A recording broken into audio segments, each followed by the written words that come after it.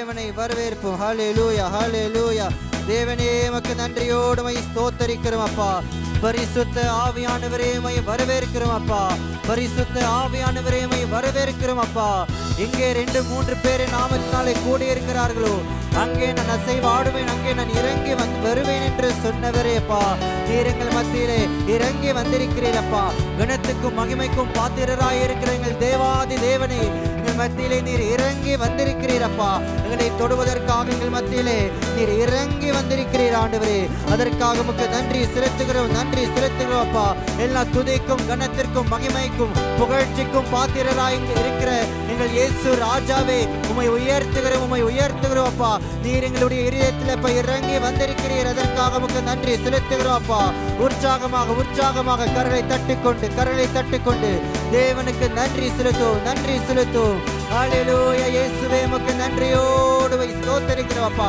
உம்முடைய சபையாக ஒன்று கூடி உம்மை ஆராதிக்க செய்கிற தேவனே, இந்த ஸ்லாக்கியத்திற்காக உமக்கு நன்றியோடு உம்மை ஸ்தோத்தரிக்கிறோம், ஸ்தோத்தரிக்கிறோம், ஸ்தோத்தரிக்கிறோம் அப்பா. உம்மை துதித்து துதித்து துதித்தப்பா, உம்மை பாடி பாடி பாடி அப்பா. அப்பா உம்முடைய மகிமை நாங்கள் செலுத்துவோம். காரணம் நீர் எங்களுடைய தேவன் ஆண்டவரே. உம்மை அல்லாமல் வேறொரு தேவன் இல்லை அப்பா. அநேக ஸ்தோத்திரங்களின் மத்தியில் அப்பா நீர் இறங்கி வருகிறீரப்பா.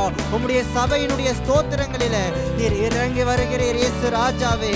அதற்காக உமக்கு நன்றியோடு உம்மை ஸ்தோத்தரிக்கிறோம் அப்பா. ஹல்லேலூயா. தேவனே உமக்கு நன்றி செலுத்துகிறோம். கனத்துக்கும் மகிமைக்கும் பாத்திரரே, உம்மை துதித்து பாடுகிறோம். பெருகுதப்பா, உங்க மகிமை இறங்குதப்பா. சொல்லுவோம். கனத்துக்கும் மகிமைக்கும் பாத்திரரே, உம்மை துதித்து பாடுகிறோம். உற்சாகமாய் பாடுவோம். பெருகுதப்பா, உங்க மகிமை இறங்குதப்பா. ஆராதனை ஆராதனை ஆராதனை ஆராதனை ஆராதனை. கனத்துக்கும் மகிமைக்கும் பாத்திரரே, உம்மை துதித்து பாடுகிறோம். பெருகுதப்பா,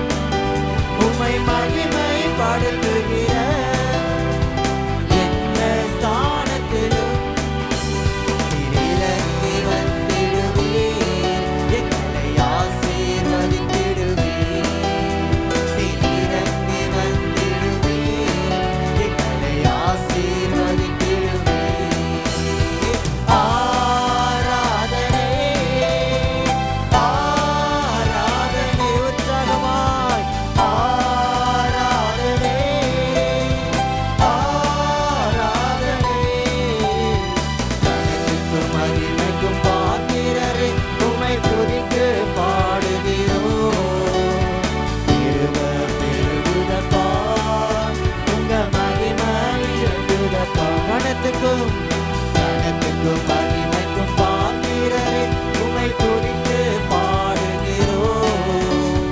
திருவருளப்பா உங்க மகிமை இறங்குதப்பா. ஆராதனை ஆராதனை ஆராதனை சொல்லுவோம். ஆராதனை தேவனை ஆராதிப்போம். ஆராதனை ஆராதனை ஆராதனை ஆராதனை ஆராதனை ஆராதனை கணத்துக்கும் கணத்துக்கும் மகிமைக்கும் பாத்திரரே உம்மை துதித்து பாடுகிறோம். பெருகுதப்பா உங்க மகிமை இறங்குதப்பா. கணத்துக்கும் கணத்துக்கும் மகிமைக்கும் பாத்திரரே உம்மை துதித்து பாடுகிறோம். பெருகுதப்பா உங்க மகிமை இறங்குதப்பா. அநேக ஸ்தோத்திரத்தில் உம் கிருபை பெருகுதப்பா. அறிக்கை செய்வோம். அநேக ஸ்தோத்திரத்தில் உம் கிருபை பெருகுதப்பா. உம் கிருபை பெருகும் போது உங்க மகிமை விளங்குதப்பா. உம் கிருபை பெருகும் போது உங்க மகிமை விளங்குதப்பா. ஆராதனை ஆராதனை ஆராதனை ஆராதனை ஆராதனை கணத்துக்கும் மகிமைக்கும் பாத்திரரே உம்மை துதித்து பாடுகிறோம். கிருபை பெருகுதப்பா உங்க மகிமை இறங்குதப்பா. கணத்துக்கும் கணத்துக்கும் மகிமைக்கும் பாத்திரரே உம்மை துதித்து பாடுகிறோம். கிருபை பெருகுதப்பா உங்க மகிமை இறங்குதப்பா. உம்மை மகிமைப்படுத்துகிற மகிமைப்படுத்துகிற எந்த ஸ்தானத்திலும் உம்மை மகிமைப்படுத்துகிற எந்த ஸ்தானத்திலும் இறங்கி வந்திடுவீர். எங்களை ஆசீர்வதித்திடுவீர். இறங்கி வந்திடுவீர். எங்களை ஆசீர்வதித்திடுவீர். ஆராதனை ஆராதனை ஆராதனை ஆராதனை கணத்துக்கும் கணத்துக்கும் மகிமைக்கும் பாத்திரரே உம்மை துதித்து பாடுகிறோம்.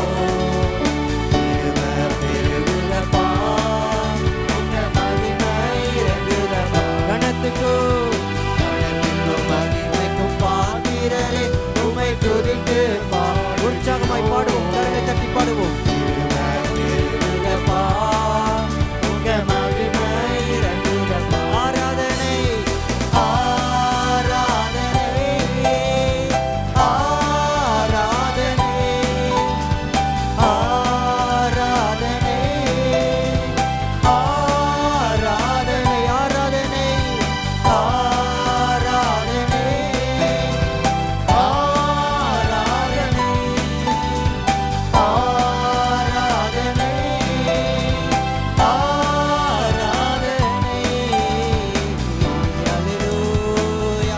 கரங்களை தட்டிக்கொண்டு தேவனுக்கு நன்றி செலுத்தும். அல்லேலூயா. தேவனே, நீர் துதிக்கும் கணத்திற்கும் மகிமைக்கும் பாத்திரராயிருக்கிறீர் இயேசுவே. அதற்காக உமக்கு நன்றியோடு ஸ்தோத்தரிக்கிறோம் ஸ்தோத்தரிக்கிறோம். சத்தமாக தேவனுக்கு நன்றி சொல்லுங்க. அவரை துதிக்கும் பொழுது, அவருக்கு கணத்தை செலுத்தும் பொழுது, அவரை புகழும் பொழுது தேவனுடைய கிருபை நம் மத்தியிலே இறங்கி வருகிறது. தேவனுடைய கிருபை எங்கள் மத்தியிலே இறங்கி வருகிறது. அதற்காக தேவனுக்கு நன்றி சொல்லுங்க. தேவனுடைய கிருபை வரும் பொழுது தேவனுடைய மகிமையும் நம் மத்தியிலே இறங்கி வருகிறது. அவருடைய மகத்தான மகிமை நம் மத்தியிலே இறங்கி வருகிறது. அதற்காக தேவனுக்கு நன்றி சொல்லுவோம் நன்றி சொல்லுவோம். இயேசுவே உமக்கு நன்றி ஆண்டவரே. உமக்கு நன்றியோடு ஸ்தோத்தரிக்கிறோம். நீரை துதிக்கும் கணத்திற்கும் மகிமைக்கும் பாத்திரராய் இருக்கிறீர் இயேசுவே. அதற்காக உமக்கு நன்றி செலுத்துகிறோம் அப்பா. நீர் செய்த நன்மைகள் 1000 உண்டு ஆண்டவரே. இதை நாங்கள் விவரித்து சொன்னால் ஆண்டவரே அப்பா எங்களுடைய துதி அப்பா உமக்கு ஈடாகாது அப்பா. நீர் செய்த நன்மைகளுக்கு ஈடாகாது அப்பா.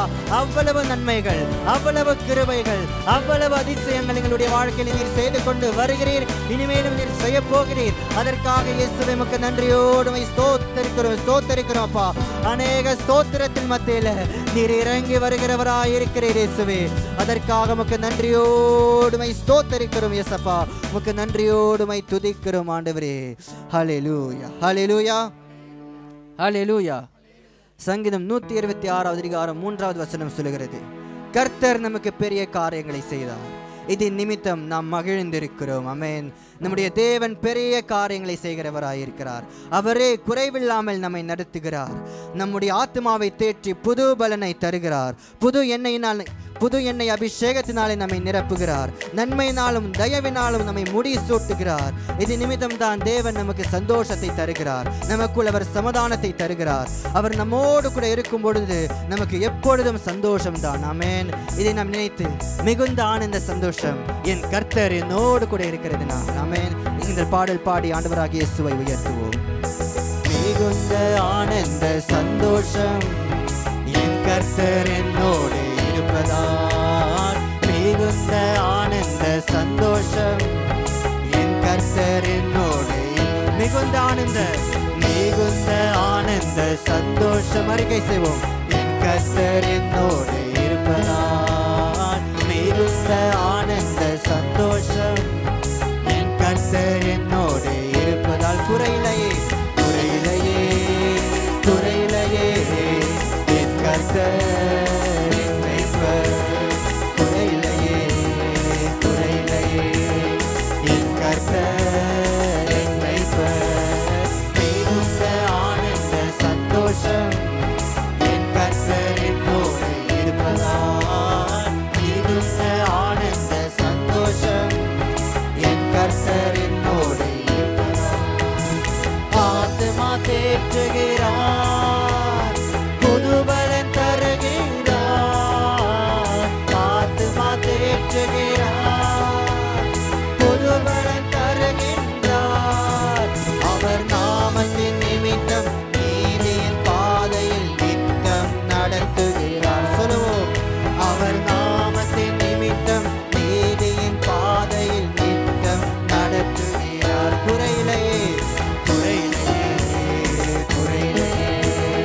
என் கர்த்தர் என் மேய்ப்பர்.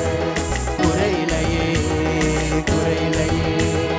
என் கர்த்தர் என் மேய்ப்பர். மிகுந்த ஆனந்த சந்தோஷம், என் கர்த்தர் என்னோடு இருப்பதால். மிகுந்த ஆனந்த சந்தோஷம், என் கர்த்தர் என்னோடு இருப்பதால்.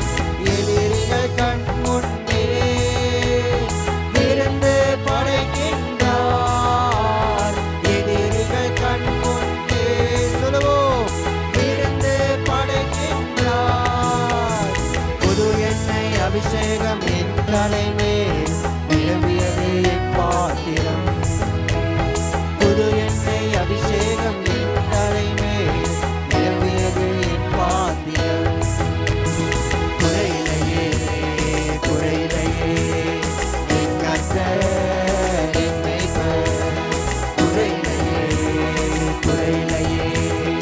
என் கர்த்தர் என் மேய்ப்பர். மிகுந்த ஆனந்த சந்தோஷம், என் கர்த்தர் என்னோடு இருப்பதால். மிகுந்த ஆனந்த சந்தோஷம், என் கர்த்தர் என்னோடு. ஜீவனுள்ள நாட்களெல்லாம் கிருபை என்னை தொடரும். ஜீவனுள்ள நாட்களெல்லாம் கிருபை என்னை தொடரும். நன்மையும் தயவும் நாளெல்லாம் தொடரும். உயிருள்ள நாட்களெல்லாம் நன்மையும் தயவும் நாளெல்லாம் தொடரும். உயிருள்ள நாட்களெல்லாம்.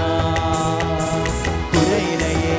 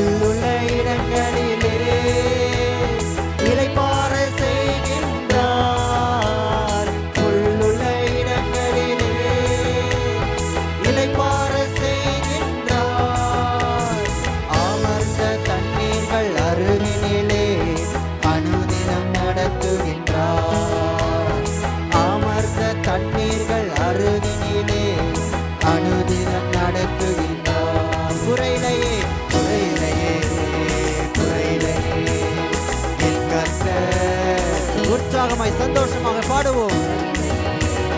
குறையிலேயே என் கர்த்தர் என் மேய்ப்பர், மிகுந்த ஆனந்த சந்தோஷம் என் கர்த்தர் என்னோடு இருப்பதால், மிகுந்த ஆனந்த சந்தோஷம் என் கர்த்தர் என்னோடு இருப்பதால்.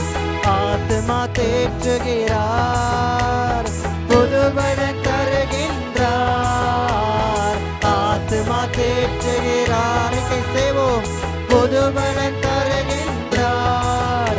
அவர் நாமத்தின் நிமித்தம் நீதியின் பாதையில் நித்தம் நடத்து சொல்லுவோம். அவர் பாதையில் நித்தம் நடத்துகிறார். குறையிலேயே குறையிலேயே குறையிலேயே என் கர்த்தர் சொல்லுவோம். குறையிலேயே குறையிலேயே என் கர்த்தர் என் மேய்ப்பர், மிகுந்த ஆனந்த சந்தோஷம் என் கர்த்தர் என்னோடு இருப்பதால், மிகுந்த ஆனந்த சந்தோஷம் என் கர்த்தர் என்னோடு. குறையிலேயே குறையிலேயே குறையிலேயே என் கர்த்தர், குறையிலேயே குறையிலேயே குறையிலேயே என் கர்த்தர், குறையிலேயே குறையிலேயே குறையிலேயே என் கர்த்தர் என் மேய்ப்பர், குறையிலேயே குறையிலேயே என் கர்த்தர், மிகுந்த ஆனந்த மிகுந்த ஆனந்த சந்தோஷம் என் கர்த்தர் என்னோடு இருப்பதால், மிகுந்த ஆனந்த சந்தோஷம் என் கர்த்தர் என்னோடு இருப்பதால். உற்சாகமாக உற்சாகமாக கரங்களை தட்டி சந்தோஷமாக கரங்களை தட்டிக்கொண்டு தேவனுக்கு நன்றி செலுத்துவோம். உங்களுடைய சந்தோஷத்தை தேவனிடத்தில் தெரிவித்துக் கொள்ளுங்க. காரணம், அவரே நம்முடைய மைப்பராய் இருக்கிறார், குறைவில்லாமல் நம்மை நடத்துகிற தேவனாய் இருக்கிறார். அதற்காக சந்தோஷமாக தேவனுக்கு நன்றி சொல்லுங்க.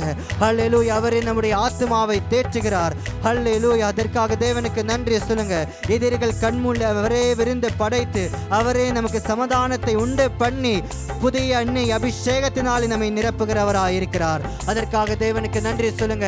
ஹல்லேலூயா. தேவனே உமக்கு நன்றியோடுமை ஸ்தோத்தரிக்கிறோம், ஸ்தோத்தரிக்கிறோம் இயேசப்பா. உமக்கு நன்றியோடுமை உயர்த்துகிறோம் அப்பா. நீர் எங்களுடைய தேவன் அப்பா. பா, எங்களுக்கு சந்தோஷத்தை தருகிற தேவனாய் இருக்கிறீரப்பா. உம்முடைய பரிசுத்த ஆவியானவரை அனுப்பி நீர் எங்களுக்கு சந்தோஷத்தை தருகிறவராய் இருக்கிறீர். அதற்காக உமக்கு நன்றி செலுத்துகிறோம், நன்றி செலுத்துகிறோம்ப்பா. குறைவில்லாமல் எங்களை நடத்துகிற எங்கள் தேவனே, குறைவில்லாமல் எங்களை நடத்துகிற தேவனே, உமக்கு நன்றியோடுமை ஸ்தோத்தரிக்கிறோம், ஸ்தோத்தரிக்கிறோம், ஸ்தோத்தரிக்கிறோம் அப்பா. ஜீவனுள்ள நாட்களில் அப்பா உடைய கிருபை எங்களுக்கு தருகிறவராய் இருக்கிறீரப்பா. உடைய கிருபை எங்கள் மேல் பொழிய செய்கிறவராய் இருக்கிறீர் இயேசுவே. அதற்காக உமக்கு நன்றியோடுமை ஸ்தோத்தரிக்கிறோம் அப்பா. உம்முடைய நன்மையினால் உம்முடைய தயவினாலும் எங்களை திருப்தியாக்குகிறவரே உமக்கு நன்றி செலுத்துகிறோம் அப்பா. ஒவ்வொரு நாளும் எங்களோடு கூட இருந்து எங்களுக்கு அப்பா தயவை பாராட்டுகிறீர், எங்களுக்கு நன்மையை செய்கிறீர். அதற்காக உமக்கு நன்றி அப்பா. நீர் எங்களோடு கூட இருக்கிறதுனால அப்பா எங்களுக்கு சந்தோஷம் ஆண்டவரே. நீர் யெகோவா ஷம்மா எங்களோடு கூட இருக்கிற தேவன். நீர் எப்பொழுதும் எங்களோடு கூட இருக்கிறதுனால் எங்களுக்கு எப்பொழுதும் சந்தோஷம் அப்பா. நீர் தான் அப்பா எங்களோடு கூட இருக்கிறதுனால் என்னுடைய குறைவுகளை நிறைவாக்குகிறீர் அப்பா. என்னுடைய தேவைகளை ஒன்றையும் அப்பா நீர் சந்திக்கிறவராய் இருக்கிறீர். அதற்காக உமக்கு நன்றியோடுமை ஸ்தோத்தரிக்கிறோம் அப்பா. ஹல்லேலூயா. தேவனே உமக்கு நன்றியோடுமை ஸ்தோத்தரிக்கிறோம். ஹல்லேலூயா, ஹல்லேலூயா. சங்கீதம் 143:10 சொல்லுகிறது, உமக்கு பிரியமானதை செய்ய எனக்கு போதித்தருளும். நீரே என் தேவன், உம்முடைய நல்ல ஆவி என்னை செம்மையான வழியிலே நடத்துவாராக. ஆமென். பரிசுத்த ஆவியானவர் நமக்குள் வரும்போது அவர் நம்மை போதித்து வழி நடத்துவார். பரிசுத்த ஆவியானவர் இல்லாமல் நம் கிறிஸ்தவ வாழ்க்கை வாழவே முடியாது. அவரே நம்மை ஜெபிக்க வைக்கிறார், துதிக்க வைக்கிறார், ஜெபிக்கும்படிக்காக நம்மை எழுப்புகிறார், நம்மை அனலாக்குகிறார். அவர்தான் சாத்தானுடைய தந்திரங்களை எல்லாம் முறியடிக்கிறவராய் இருக்கிறார். சாவுக்கேதுவான நம்முடைய சரீரங்களை அவர் உயிர்ப்பிக்கிறார். அவரே பலனில்லாத நேரங்களில் நமக்கு பலனை தருகிறார். அவரே நம்மை ஊக்குவிக்கிறார். அவருடைய அபிஷேகத்தினால் நம்மை நிரப்புகிறார். அவர் இல்லாமல் கிறிஸ்துவ வாழ்க்கை வாழ முடியாது. நம்முடைய ஒவ்வொரு அன்றாட வாழ்க்கையை நம்ம வாழவே முடியாது. அந்த பரிசுத்த ஆவியானவர் நாம் வாஞ்சிக்க வேண்டும். அவர் நாம் கேட்க வேண்டும். பரிசுத்த ஆவியானவரே, எனக்குள் நீர் இறங்கி வாங்க என்று நாம் கேட்க வேண்டும். இதை நாம் நினைத்து கொண்டு அவரிடத்தில் நாம் கேட்டு, ஆவியான எங்கள் அன்பு தெய்வமே, அடியோரை ஆட்கொண்டு நடத்துமே என்கிற அந்த பாடல் பாடி பரிசுத்த ஆவியானவரை நாம் பெற்றுக்கொள்வோம். ஆவியான எங்கள் அன்பு தெய்வமே, அடியோரை ஆட்கொண்டு நடத்துமே. ஆவியான எங்கள் அன்பு தெய்வமே, அடியோரை ஆட்கொண்டு நடத்துமே. ஆட்கொண்டு எங்களை அனலாக்கும், ஆட்கொண்டு எங்களை அனலாக்கும். அன்பினால் இன்று அலங்கரியும், அன்பினால் இன்று அலங்கர். ஆவியான எங்கள் அன்பு தெய்வமே, அடியோரை ஆட்கொண்டு நடத்துமே. ஆவியான எங்கள் அன்பு தெய்வமே, அடியோரை ஆட்கொண்டு நடத்துமே. செவிக்க வைக்கும் எங்கள் ஜெப வீரனே, துதிக்க தூண்டும் துணையா. அறிக்கை செய்வோம். செவிக்க வைக்கும் எங்கள் ஜெப வீரனே, துதிக்க தூண்டும் துணையானரே. சாத்தானின் சகல தந்திரங்களை தகர்த்தெறிய வாருமையா. சாத்தானின் சகல தந்திரங்களை தகர்த்தெறிய வாருமையா. ஆட்கொண்டு எங்களை அனலாக்கும், ஆட்கொண்டு எங்களை அனலாக்கும். அன்பினால் இன்று அலங்கரியும், அன்பினால் இன்று. ஆவியான எங்கள் அன்பு தெய்வமே, அடியோரை ஆட்கொண்டு நடத்துமே. ஆவியான எங்கள் அன்பு தெய்வமே, அடியோரை ஆட்கொண்டு நடத்துமே. சாவுக்கேதுவான எங்கள் சரீரங்களை உயிர் பெற செய்பவரே, சாவுக்கேதுவான எங்கள் சரீரங்களை உயிர் பெற செய்பவரே. சரீரங்களின் தீய செயல்களையே சாகடிக்க வாருமையா. சரீரங்களின் தீய செயல்களையே சாகடிக்க வாருமையா. ஆட்கொண்டு எங்களை அனலாக்கும், ஆட்கொண்டு எங்களை ஆட்கொண்டு எங்களை அனலாக்கும், ஆட்கொண்டு எங்களை அனலாக்கும். அன்பினால் இன்று அலங்கரியும், அன்பினால் இன்று அலங்கரியும். ஆவியான எங்கள் அன்பு தெய்வமே, அடியோரை ஆட்கொண்டு நடத்துமே. ஆவியான எங்கள் அன்பு தெய்வமே, அடியோரை ஆட்கொண்டு நடத்துமே. பலனில்லாத நேரங்களில் உதவிடும் துணையாளரே, பலனில்லாத நேரங்களில் உதவிடும் துணையாளரே. சொல்லொன்னா பெருமூச்சோடு செவித்திட வாருமையா. சொல்லொன்னா பெருமூச்சோடு செவித்திட வாருமையா. ஆட்கொண்டு எங்களை அனலாக்கும், ஆட்கொண்டு எங்களை அன்பினால் இன்று அலங்கரியும், அன்பினால் இன்று அலங்கரியும். ஆவியான எங்கள் அன்பு தெய்வமே, அடியோரை ஆட்கொண்டு நடத்துமே. ஆவியான எங்கள் அன்பு தெய்வமே, அடியோரை ஆட்கொண்டு மனதை புதிதாக்கும், மனதை புதிதாக்கும் மன்னவனே, மறுரூபமாக்குமையா. கேட்போமா, கேட்போம். மனதை எங்களை மறுரூபமாக்கும், ராஜாவின் இரண்டாம் வருகைக்காக என்னாலும் ஏங்க செய்யும். ராஜாவின் இரண்டாம் வருகைக்காக என்னாலும் ஏங்க செய்யும். ஆட்கொண்டு எங்களை அனலாக்கும், ஆட்கொண்டு எங்களை அனலாக்கும். அன்பினால்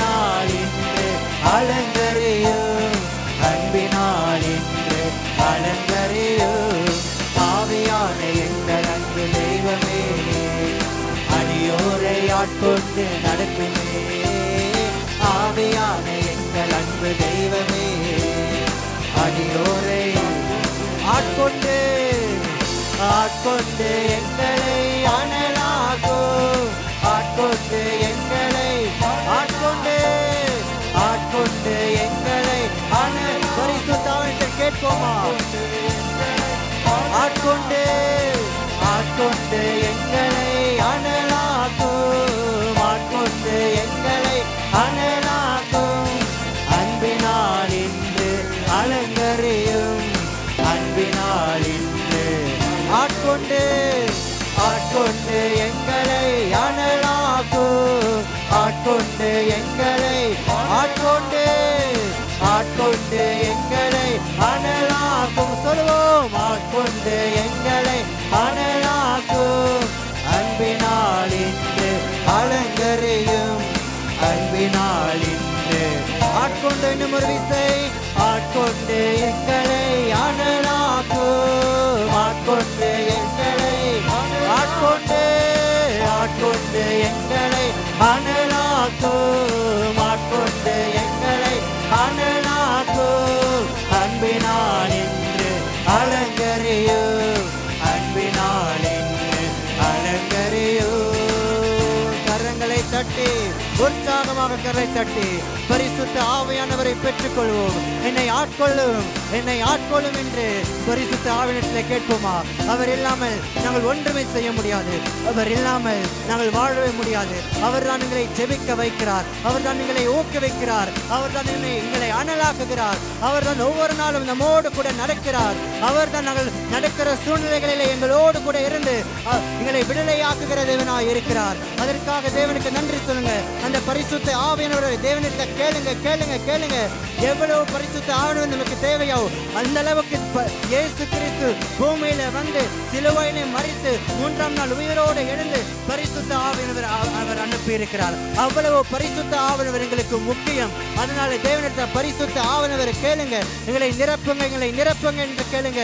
பரிசுத்த ஆவியானவரே, நீர் எங்களுக்கு வேண்டும். உம்மை இல்லாமல் நாங்கள் ஒன்றுமே செய்ய முடியாது. உம்மை இல்லாமல் அப்பா நாங்கள் வாழவே முடியாது. சாவுக்கு ஏதுவான எங்களுடைய சரீரங்களை நீரே உயிர்ப்பிக்கிறவராய் இருக்கிறீர். ஆண்டவரே, நீரே உயிர்ப்பிக்கிறவராய் இருக்கிறீர். பரிசுத்த ஆவியானவரே, என்னை அனலாக்கும். ஆட்கொண்டு என்னை அனலாக்கும். ஏசப்பா, ஆட்கொண்டு என்னை அனலாக்கும். பரிசுத்த ஆவியானவரே, என் மீது நீர் இறங்கி வாரும், இறங்கி வாரும். நீர் என்னுடைய மனதை புதுப்பிக்கிற தேவனாய் இருக்கிறீரப்பா. என்னுடைய வாழ்க்கையை புதுப்பிக்கிற தேவனாய் இருக்கிறீரப்பா. நாங்கள் எந்த பாவத்தில் விழுந்திருந்தாலும் அப்பா, உம்மை விட்டு நாங்கள் தூரமாய் போயிருந்தாலும் அப்பா, நீர் உம்முடைய இரத்தத்தினாலே கழுவி உம்முடைய பரிசுத்த ஆவியானவை நீர் எங்களுக்கு அனுப்புகிறவராய் இருக்கிறீர். அதற்காக இயேசுவே உமக்கு நன்றி. பரிசுத்த ஆவியானவரே உமக்கு நன்றி. கேட்போம் கேட்போம் கேட்போம். ஹல்லேலூயா. நீங்களும் பரிசுத்த ஆவியானவர் அப்பா ஒன்றாக நாங்கள் கலந்திருக்க வேண்டும் அப்பா. நாங்களும் பரிசுத்த ஆவியானவரே எங்கள் மத்தியிலே நீர் இறங்கி வருவீராக. நீர் எங்கள் மத்தியிலே அசைவாடுகிறீர்.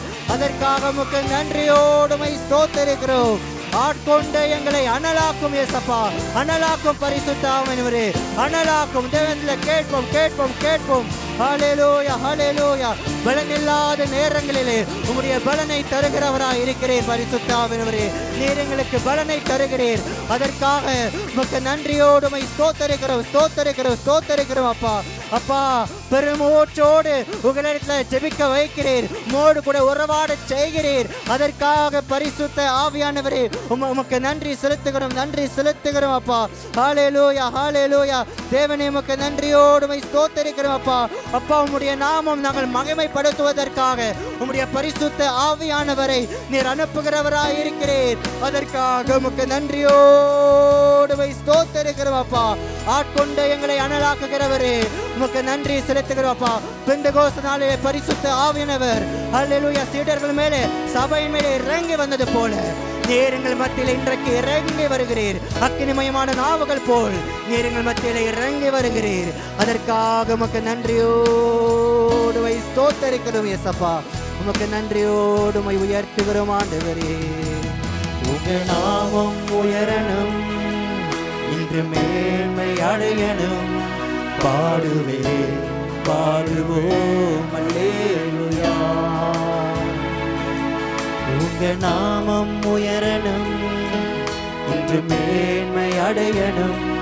பாடுவேன் பாடுவோம் அல்லேலூயா. உங்க நாமம் உயரணும், இன்று மேன்மை அடையணும். பாடுவேன் பாடுவோம் அல்லேலூயா. உங்க நாமம் உயரணும், இன்று மேன்மை அடையணும். பாடுவேன் பாடுவோம் அல்லேலூயா. ஹல்லேலூயா ஹல்லேலூயா ஹல்லேலூயா ஹல்லேலூயா. யாவே ஹல்லேலூயா யாவே ஹல்லேலூயா. ஹல்லேலூயா சொல்லுவோம். ஹல்லேலூயா ஹல்லேலூயா ஹல்லேலூயா ஹல்லேலூயா. எங்களை நிரப்பும் யாவே ஹல்லேலூயா யாவே ஹல்லேலூயா.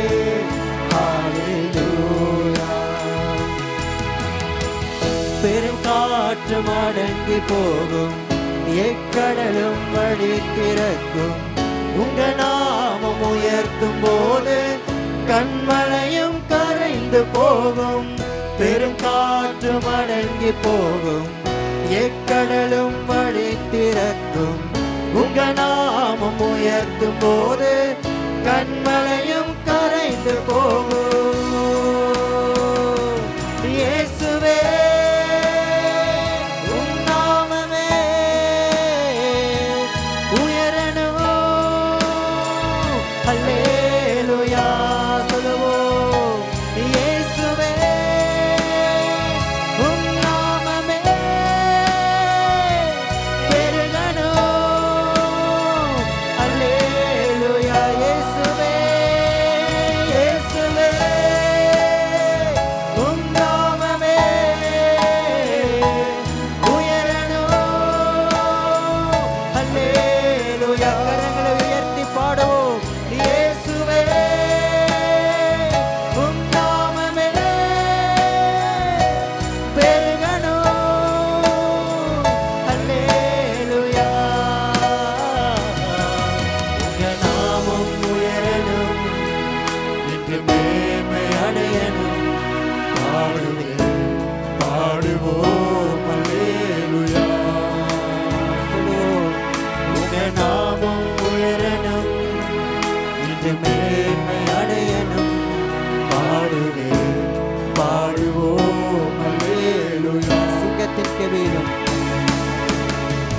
சிங்கத்தின் கெபியிலும் தேற்றோலை நடுவிலும் உங்க நாமம் உயர்த்தும் போது சேதங்கள் அணுகிடாது. சிங்கத்தின் கெபியிலும் தேற்றோலை நடுவிலும் உங்க நாமம் உயர்த்தும் போது சேதங்கள் அணுகிடாது. இயேசுவே உம் நாமமே உயரணும். அல்லேலூயா சொல்லு. இயேசுவே உம் நாமமே பெருகணும். அல்லேலூயா. இயேசுவே இயேசுவே உம் நாமமே உயரணும். அல்லேலூயா சொல்லுவோம். இயேசுவே உம் நாமமே பெருகணும். அல்லேலூயா. உங்க நாமம் உயரணும், இன்று மேன்மை அடையணும். பாடுவேன் பாடுவோம் அல்லேலூயா. அறிக்கை செய்வோம். உங்க நாமம் உயரணும், இன்று மேன்மை அடையணும் பாடுவேன் பாடுவோம் அல்லேலூயா. சிறைச்சாலை அடைப்பதில்லை, சிறைச்சாலை அடைப்பதில்லை, சங்கிலிகள் நிரந்தரமில்லை. உங்க நாமம் உயர்த்தும் போது அஸ்திவாரம் நிலைப்பதில்லை. சிறைச்சாலை அடைப்பதில்லை, சங்கிலிகள் நிரந்தரமில்லை. உங்க நாமம் உயர்த்தும் போது அஸ்திவாரம் நிலைப்பதில்லை. இயேசுவே உம் நாமமே உயரணும் அல்லேலூயா. இயேசுவே உம் நாமமே பெருகணும் அல்லேலூயா. உங்க நாமம் உயரணும், மேன்மை அடையணும் பாடுவேன் பாடுவோம் அல்லேலூயா. சொல்லுவோம், உங்க நாமம் உயரணும், இன்று மேன்மை அடையணும் பாடுவேன் பாடுவோம் அல்லேலூயா. ஹல்லேலூயா ஹல்லேலூயா ஹல்லேலூயா ஹல்லேலூயா ஹல்லேலூயா. யாவே ஹல்லேலூயா யாவே ஹல்லேலூயா. சிறைச்சாலை அடைப்பதில்லை, சங்கிலிகள் நிரந்தரமில்லை. உங்க நாமம் உயர்த்தும் போது அஸ்திவாரம் நிலை. சிறைச்சாலை சிறைச்சாலை அடைப்பதில்லை, சங்கிலிகள் நிரந்தரமில்லை.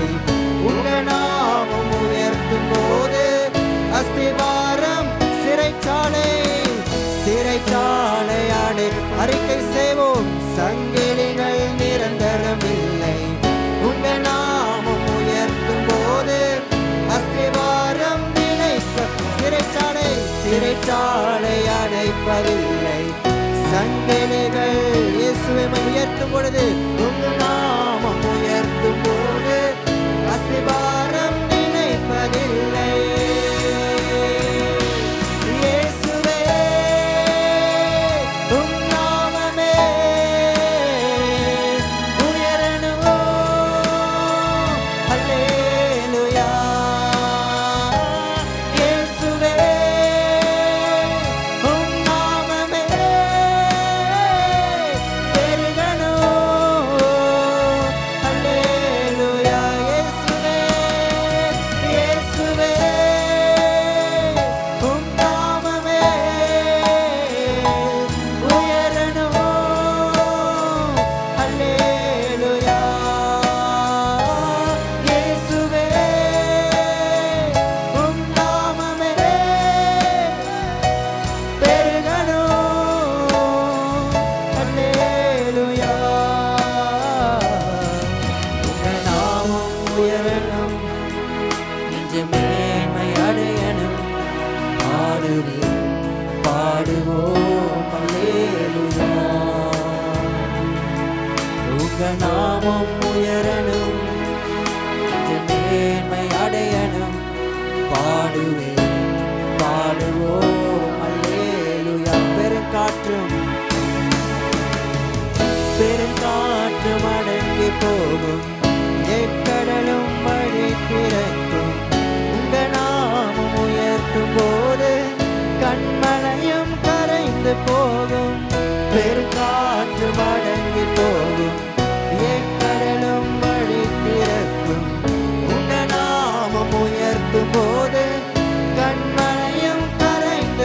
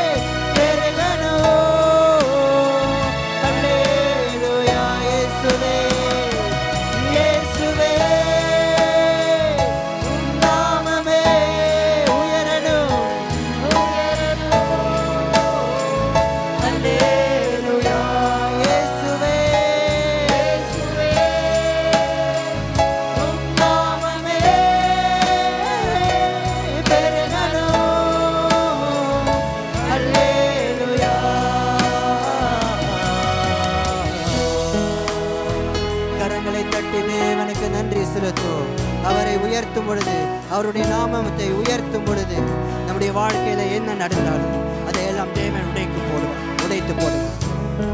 இந்த பெருங்காற்றையும் எங்களை நெருங்க முடியாது, இந்த சூழ்நிலைகளையும் எங்களுக்கு விரோதமாக எதுவுமே செய்ய முடியாது. காரணம், நாங்கள் தேவனை துதித்துக் கொண்டே இருக்கிறோம். நாங்கள் தேவனை துதித்துக் கொண்டே இருக்கும் பொழுது தேவன் நமக்காக செயல்படுவார். அவர் நமக்காக யுத்தம் செய்வார். நம்முடைய சிறைச்சாலைகளை எல்லாம் அவர் உடைத்து போடுவார்.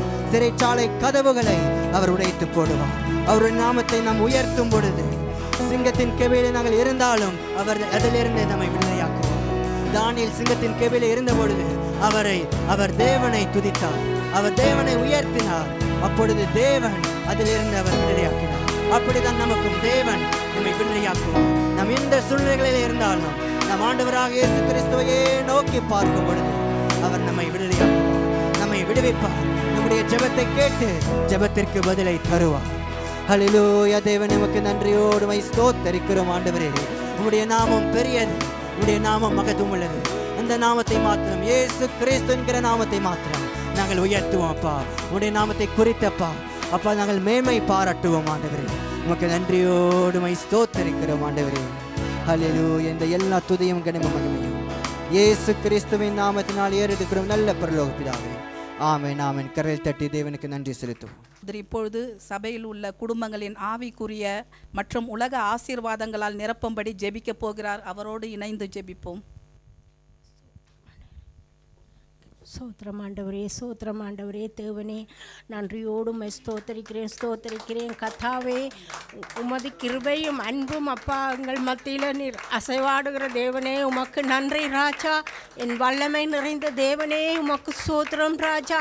ஐயா, நீங்கள் எங்கள் மத்தியில் அசைவாடுகிற தேவனப்பா, எங்கள் குறைகளை எல்லாம் நீக்கிறவரப்பா, எங்கள் சந்ததியெல்லாம் நீர் பெரிதாக்குற தேவனப்பா, எங்கள் தேசங்களை எல்லாம் நீர் ஆசீர்வதிக்கிற தேவனப்பா. ஒவ்வொரு தேசமாக ஆண்டவரே நீர் செல்லும் ஆண்டவரே. ஒவ்வொரு குடும்பங்களுக்குள்ளேயும் ஆண்டவரே நீர் பேசும் ஆண்டவரே. அப்பா, நீர் ஆசீர்வதியும் ஆண்டவரே. அப்பா, எந்த குறையெல்லாரையும் நீர் மன்னிக்கிறீரோ அதுபோல எங்களை எல்லாரையும் நீர் மன்னியும் தேவப்பனே. ஐயா, நீர் வாரும் ஆண்டவரே. ஐயா, இந்த இடம் முழுவதும் ஆண்டவரை நிரப்புங்கப்பா. இந்த ஆண்டவரே, இந்த சபையில் இருக்கிற ஒவ்வொரு குடும்பங்களை நீர் பலப்படுத்துங்கப்பா, ஆசீர்வதிங்கப்பா. சின்ன பிள்ளைகள் பெரியோர் வரைக்கும் ஆண்டவரே நீர் ஆசீர்வதித்து ஆண்டவரே அவர்கள் தேவைகளை சந்தியும் ஆண்டவரே. அப்பா, இந்த நோய்களோடு ஆண்டவரே இருக்கிறார்களோ ஆண்டவரே, எந்த தைராய்டு ஆண்டவரே, சக்கரை வியாதி நோய்கள் ஆண்டவரே, அவர்கள் கால்கள் கைகள் எல்லாவற்றையும் நீர் பலப்படுத்தும் ஆண்டவரே. ஐயா, பலப்படுத்துங்க. இந்த காட்டு வருத்தமாக இருந்தாலும் ஆண்டவரே, எந்த சிறுநீரக கோளாறாக இருந்தாலும் ஆண்டவரே எல்லாத்தையும் நீர் பலப்படுத்துங்கப்பா. உச்சங்கால்லேருந்து உள்ளங்கால் வரைக்கும் அவைகளை பொறுப்படுத்தி நடத்துங்கப்பா ஆண்டவரே. உங்கள் கைகள் ஆணிகள் பாய்ந்த கைகளாலே ஆண்டவரே நீங்கள் சுத்தப்படுத்துங்க ஆண்டவரே, ஆசீர்வதிங்க ஆண்டவரே. அப்பா, அவர்கள் வேலையை கையிட்டு செய்கிற வேலைகளை ஒவ்வொன்றையும் நீர் ஆசீர்வதியும் அப்பா. அப்பா, நீங்கள் இந்த கொடுக்குற ஒவ்வொரு கரங்களையும் நீர் ஆசீர்வதிங்கப்பா. இந்த சபையில் நடந்து கொள்கிற எல்லாவற்றையும் நீர் காத்து வழி நடத்துங்கப்பா. இந்த சபையை கரத்திலே ஒப்பு கொடுக்கிறேன் ராஜா. அப்பா, இந்த பில்டிங்கை வாங்குகிற உதவிகளை எல்லாம் அவர்களுக்கு செய்யும்படி ஆண்டவரே நீர் கிருபை காட்டுங்கப்பா. எந்த நேரத்தில் ஆண்டவரே தக்க இடத்தை நீங்கள் தரப்போகிறதுக்காக நன்றி அப்பா. ஆண்டவரே, ஒரு பெரிய இடமாக ஆண்டவரே நீர் காட்ட போகிறதுக்காக நன்றி செலுத்துகிறேன் கர்த்தாவே. அதுக்காக நாங்கள் எல்லோரும் சேர்ந்து ஜெபிக்க கிருபை தந்தீரேன். நன்றி ராஜா. ஐயா, பலப்படுத்துங்க. இயேசு கிறிஸ்து நாமத்தினால ஜெபிக்கிறேன் நல்ல பிதாவே, ஆமீன். நன்றி தகப்பனே, நன்றி ராஜா. இதோ எங்கள் ஜெபங்களை கேட்டு அப்படியே நீர் செய்து விட்டதற்காக நன்றி ராஜா. இதோ குடும்பங்களின் ஆவிக்குரிய வாழ்க்கையை நீர் ஆசீர்வதித்ததற்காக நன்றி ராஜா. ஜெபத்தினால் இன்னும் ஒவ்வொருவரையும் பலுகி நீர் பெருக செய்வதற்காக நன்றி செலுத்துகிறோம் தகப்பனே. அப்பா, இன்னும் உம்மை கிட்டி சேருவதற்கு உண்டான வழியை நீர் காட்டுவதற்காக நன்றி செலுத்துகிறோம் ராஜா. இதோ உலக ஆசீர்வாதங்களினால் ஒவ்வொருவரையும் நீர் தந்து நிரப்புவதற்காக நன்றி செலுத்துகிறோம் ராஜா. அவர் தேவைகளை எல்லாம் அறிந்து ஆண்டவரை அவர்கள் கண்ணீரோடு வந்து விண்ணப்பங்களை வைக்கிற விண்ணப்பங்களுக்கெல்லாம் நீர் பதில் கொடுத்து விட்டதற்காக நன்றி ராஜா. இதோ வேலை தேடுகிறவர்களுக்கு வேலையை கொடுத்து விட்டதற்காக நன்றி ராஜா. விசா பேப்பர் காரியங்கள் எல்லாம் கிடைத்து விட்டது என்று நன்றி சொல்லுகிறோம் ராஜா. இன்னும் பொருளாதாரங்கள் திருமண காரியங்கள் அனைத்தையும் நீர் தந்து ஆசீர்வதிப்பதற்காக நன்றி செலுத்துகிறோம் ராஜா. இயேசுவின் நாமத்தில் பிதாவே, ஆமேன். சகோதரர் இப்பொழுது திருமண பாக்கிய ஆசீர்வாதத்திற்காக ஜெபிக்க போகிறார். அவரோடு இணைந்து ஜெபிப்போம். எங்களை எல்லாம் அளவுக்கு அதிகமாக நேசிக்கிறான் அன்பின் பரலோபிதா இயேசப்பா. ஆசீர்வதிக்கப்பட்டதான இந்த ஓய்வு நாளை கொடுத்த கிருபைக்கு அவங்களை நன்றி செலுத்துகின்றேன் அப்பா. அப்பா ஆவியானவருடைய இந்த அருமையான நேரத்திலுமே இந்த திருச்சபையில் இருக்கிறதான ஒவ்வொரு திருமண வயதில் இருக்கிறதான ஒவ்வொரு பிள்ளைகளையும் உங்களுடைய அன்பு கரத்தில் ஒப்புக் கொடுக்கின்றேன் அப்பா. நீங்கள் எல்லாமே அந்த பிள்ளைகளோடு கூட இருந்து அவர்களுக்கு திருமண ஆசீர்வாதத்தை ஏற்படுத்தி கொடுக்க வேண்டும்படியாக ஜெபிக்கின்றேன் அப்பா. அப்பா ஆவியானவருடைய ஆதியிலே மனிதன் தனிமையாக இருப்பது நல்லதில்லை என்று அவனுக்கு ஒரு நல்ல துணியை ஏற்படுத்தி கொடுத்த நீங்கள் தாமே இந்த திருச்சபையில் இருக்கிறதான ஒவ்வொரு பிள்ளைகளுக்கும் உம்முடைய சன்னதியிலே உம்மை பின்பற்றி வாழுகிறதான ஒவ்வொரு மணமகளையும் நீங்கள் எல்லாமே இங்கு அழைத்து கொண்டு வர வேண்டும்படியாக ஜெபிக்கின்றேன் அப்பா. அப்பா ஆவியானவரே, அது மட்டுமின்றி இந்த திருமண காரியங்களுக்கு தடையாக இருக்கிறதான ஒவ்வொரு சத்துருனுடைய தடைகளையும் நீங்கள் உடைத்து போட்டு எல்லா தாமதங்களையும் நீக்கி போடுங்கப்பா. அப்பா ஆவியானவரே, அது மட்டுமின்றி இந்த திருமணத்திற்கு உம்முடைய சன்னதியிலே உம்மை பின்பற்றி வாழுகிறதான ஒவ்வொரு குடும்பங்களையும் இந்த சம்பந்தத்திலே நீங்கள் இணைத்து போடுங்கப்பா. அப்பா ஆவியானவரே, இதன் மூலமாக நீங்கள் ஒரு புதிய சன்னதியை உருவாக்க வேண்டும்படியாக ஜெபிக்கின்றேனப்பா. அப்பா ஆவியானவரே, இந்த திருமண காரியங்களுக்கு எதிராக வருகிறதான ஒவ்வொரு தடைகளையும் உடைத்து போடுங்கப்பா. அது மட்டுமின்றி தேவையில்லாத மனுஷியோ இந்த திருமண காரியங்களுக்கு தடையாக வராதபடிக்கு நீங்கள் எல்லாமே கூட இருந்து காட்டு வழி நடத்துங்கப்பா. அப்பா ஆவியானவரே, இவை எல்லாவற்றையும் நேசர் இயேசுவின் நாமத்தில் ஒப்புக் கொடுத்து ஜெபிக்கிறேன் எங்கள் அன்பின் பரலோக பிதாவே, ஆமென். நன்றி தகப்பனே, நன்றி ராஜா. இதோ எங்கள் ஜெபத்தை கேட்டு நீர் அப்படியே செய்ததற்காக நன்றி செலுத்துகிறோம் ராஜா. எங்கள் அன்பு தகப்பனே, இதோ திருமண பாக்கியத்தை ஒவ்வொரு பிள்ளைகளுக்கும் நீர் கொடுத்து விட்டதற்காக நன்றி ராஜா. இதோ எங்கள் சபையில் இருக்கிற ஆண் பிள்ளைக்கும் பெண் பிள்ளைக்கும் திருமணத்துக்காக காத்து கொண்டிருப்பவர்களுக்கு ஆண்டவரே, இதோ அவர்களுக்கு ஏற்ற துணையை தந்து விட்டதற்காக நன்றி ராஜா. நல்ல குடும்பங்களிலிருந்து நல்ல வரன்களை கொடுத்து விட்டதற்காக நன்றி செலுத்துகிறோம் ராஜா. அதை சந்திக்கக்கூடிய பொருளாதாரத்தையும் நீர் ஆசீர்வதிப்பதற்காக நன்றி ராஜா. ஆண்டவரே, இன்னும் ஆண்டவரே இயேசு ராஜா, இதோ திருமண காரியங்கள் எந்த தடைகளும் இன்றி நடக்க கர்த்தாவே எல்லாம் தடைகளையும் நீக்கி போட்டு ஆசீர்வாதமாக நடந்தேறுவதற்காக நன்றி செலுத்துகிறோம் ராஜா. இயேசுவின் நாமத்தில் பிதாவே, ஆமென். சகோதரி, இப்பொழுது பரிசுத்த ஆவியானவரின் பின்மாறி காலத்து மழைக்காக கேட்டு கர்த்தர் எழுப்புதலை அனுப்பும்படி ஜெபிக்க போகிறார். அவரோடு சேர்ந்து ஜெபிப்போம். பரிசுத்தமுள்ள தகப்பன், எங்களுக்கு இந்த நாளை தந்ததற்காக நன்றி ஏசப்பா. இந்த இடத்துல எங்களை அழைத்து வந்தவரே உமக்கு நன்றி ஆண்டவரே. ஏசப்பா, பரிசுத்த ஆவியானவரின் பின்மாறி காலத்து மழையை கேட்டு நாங்கள் வேண்டி ஜெபிக்கிறோம் ஏசப்பா. தகப்பனே, எங்களுடைய திருச்சபையில் ஆண்டவரே நீங்கள் எழுந்து அருளுங்கப்பா. எங்கள் மத்தியிலே நீங்கள் எழுந்து அருளுங்க ஏசப்பா. எங்களுடைய தனிப்பட்ட வாழ்க்கையில் ஒரு எழுப்புதல் உண்டாகட்டும் அப்பா. எங்கள் சபைகளில் ஒரு எழுப்புதல் உண்டாகட்டும் அப்பா. எங்கள் குடும்பங்களில் ஒரு எழுப்புதல் உண்டாகட்டும் ஆண்டவரே. ஏசப்பா, ஜனங்கள் எல்லாரும் ஆண்டவரே பாவ உணர்வு அடைந்து மனம் திரும்பி உம்மை தேடுகிற பிள்ளைகளாக நீங்கள் மாற்றும்படியாக ஜெபிக்கிறோம் அப்பா. தகப்பனே ஏசப்பா, பின்மாறி போயிருக்கிற ஜனங்களை நீங்கள் தொடுங்கப்பா. நீங்க அவர்களை தேடி போங்க ஆண்டவரே. ஏசப்பா, தேவன் தான் உண்மையான தேவன் என்ற ஆண்டவரே அவர்கள் உள்ளத்தின் ஆழத்திலிருந்து விசுவாசித்துமை தேட நீங்கள் உதவி செய்யும்படியாக ஜெபிக்கிறோம் அப்பா. ஆண்டவரே, சபை கூடி வருதல் ஒரு எழுப்புதலை உண்டாகட்டும் ஆண்டவரே. ஏசப்பா, குடும்பங்கள் மறுரூபப்படட்டும் அப்பா. குடும்பங்கள் கட்டப்படட்டும் ஆண்டவரே. வாலிப சந்ததியின் மத்தியில் ஒரு எழுப்புதல் உண்டாகட்டும் அப்பா. ஏசப்பா தகப்பன், எங்கள் நகரங்களில் தேசங்களில் ஆண்டவர் ஒரு எழுப்புதல் உண்டாகட்டும் ஆண்டவரே. ஏசப்பா ஆண்டவரே, சாத்தானின் ஆண்டவரே கட்டுக்களிலிருந்து ஒரு விடுதலை உண்டாகட்டும் அப்பா. ஆண்டவரே, பிள்ளி சூனியங்கள் ஒளிந்து போகட்டும். விக்கிரக கட்டுக்கள் ஒளிந்து போகட்டும். விக்கிரக ஆராதனைகள் ஒளிந்து போகட்டும். ஆண்டவரே, மந்திரவாதிகள் மனம் திரும்பட்டும். நீர்தான் உண்மையான தேவன் என்றதை அறிந்து கொள்ளட்டும் அப்பா. நீங்கள் அப்படி செய்ய போறதற்காக நன்றி. தேவ வல்லமை, தேவ அக்கினி ஆண்டவரே சபை கூடி வருதலை அது தெரிந்து கொள்ள நீங்கள் உதவி செய்யும்படியாக ஜெபிக்கிறோம் ஆண்டவரே. ஏசப்பா, ஒவ்வொரு அதிகாரிகள் மத்தியிலும் ஆண்டவரே ஒரு எழுப்புதல் உண்டாகட்டும் அப்பா. உமது சித்தத்தின்படி ஒவ்வொருத்தரும் நடந்து கொள்ள நீங்கள் உதவி செய்யுங்க. ஒவ்வொரு முடிவுகளும் அவர்கள் எடுக்க நீங்கள் உதவி செய்யும்படியாக ஜெபிக்கிறோம் அப்பா. ஆண்டவரே, இதோ அக்கினியை போட வந்தேன், அது இப்பொழுதே பற்றி எரிய வேண்டும் என்று விரும்புகிறேன் என்று சொன்னவரே, இப்பொழுதே உங்கள் அக்கினியை நீங்கள் ஊற்றும்படியாக ஜெபிக்கிறோம். உலர்ந்து போன எலும்புகளை உயிர்ப்பிக்க செய்யுங்கப்பா. நீங்கள் அப்படி செய்ய போற உங்களுடைய தெய்வீக கிருபைக்காக நன்றி சொல்லி ஜெபிக்கிறேன் ஜீவனுள்ள நல்ல பிதாவே, ஆமென். நன்றி அப்பா, நன்றி தகப்பனே. ஆண்டவரே, இதோ எங்கள் ஜெபத்தை கேட்டு நீர் அப்படியே எழுப்பி விட்டதற்காக நன்றி தகப்பனே. ஆம் தகப்பனே இயேசு ராஜா, இதோ ஒரு எழுப்புதல் அக்கினியை எங்கள் சபை மீது நீர் ஊற்றினதற்காக நன்றி ராஜா. எங்கள் ஆலயத்தில் ஊற்றினதற்காக நன்றி ராஜா. எழுப்புதல் அக்கினியை குடும்பங்களில் ஊற்றுவதற்காக நன்றி தகப்பனே. இதோ நகரங்களில் ஊற்றுவதற்காக நன்றி தகப்பனே.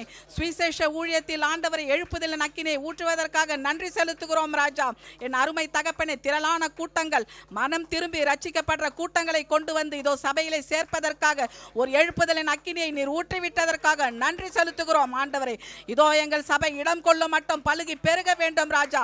புதிய இடத்தை கொடுத்து கர்த்தாவே, அந்த இடம் முழுவதும் கர்த்தாவே 100 ஆத்துமாக்கள் மேல ஆண்டவரே பலுகி பெருக செய்வீராக. ஒரு எழுப்புதல் அக்கினியை ஊற்றுவீராக ராஜா.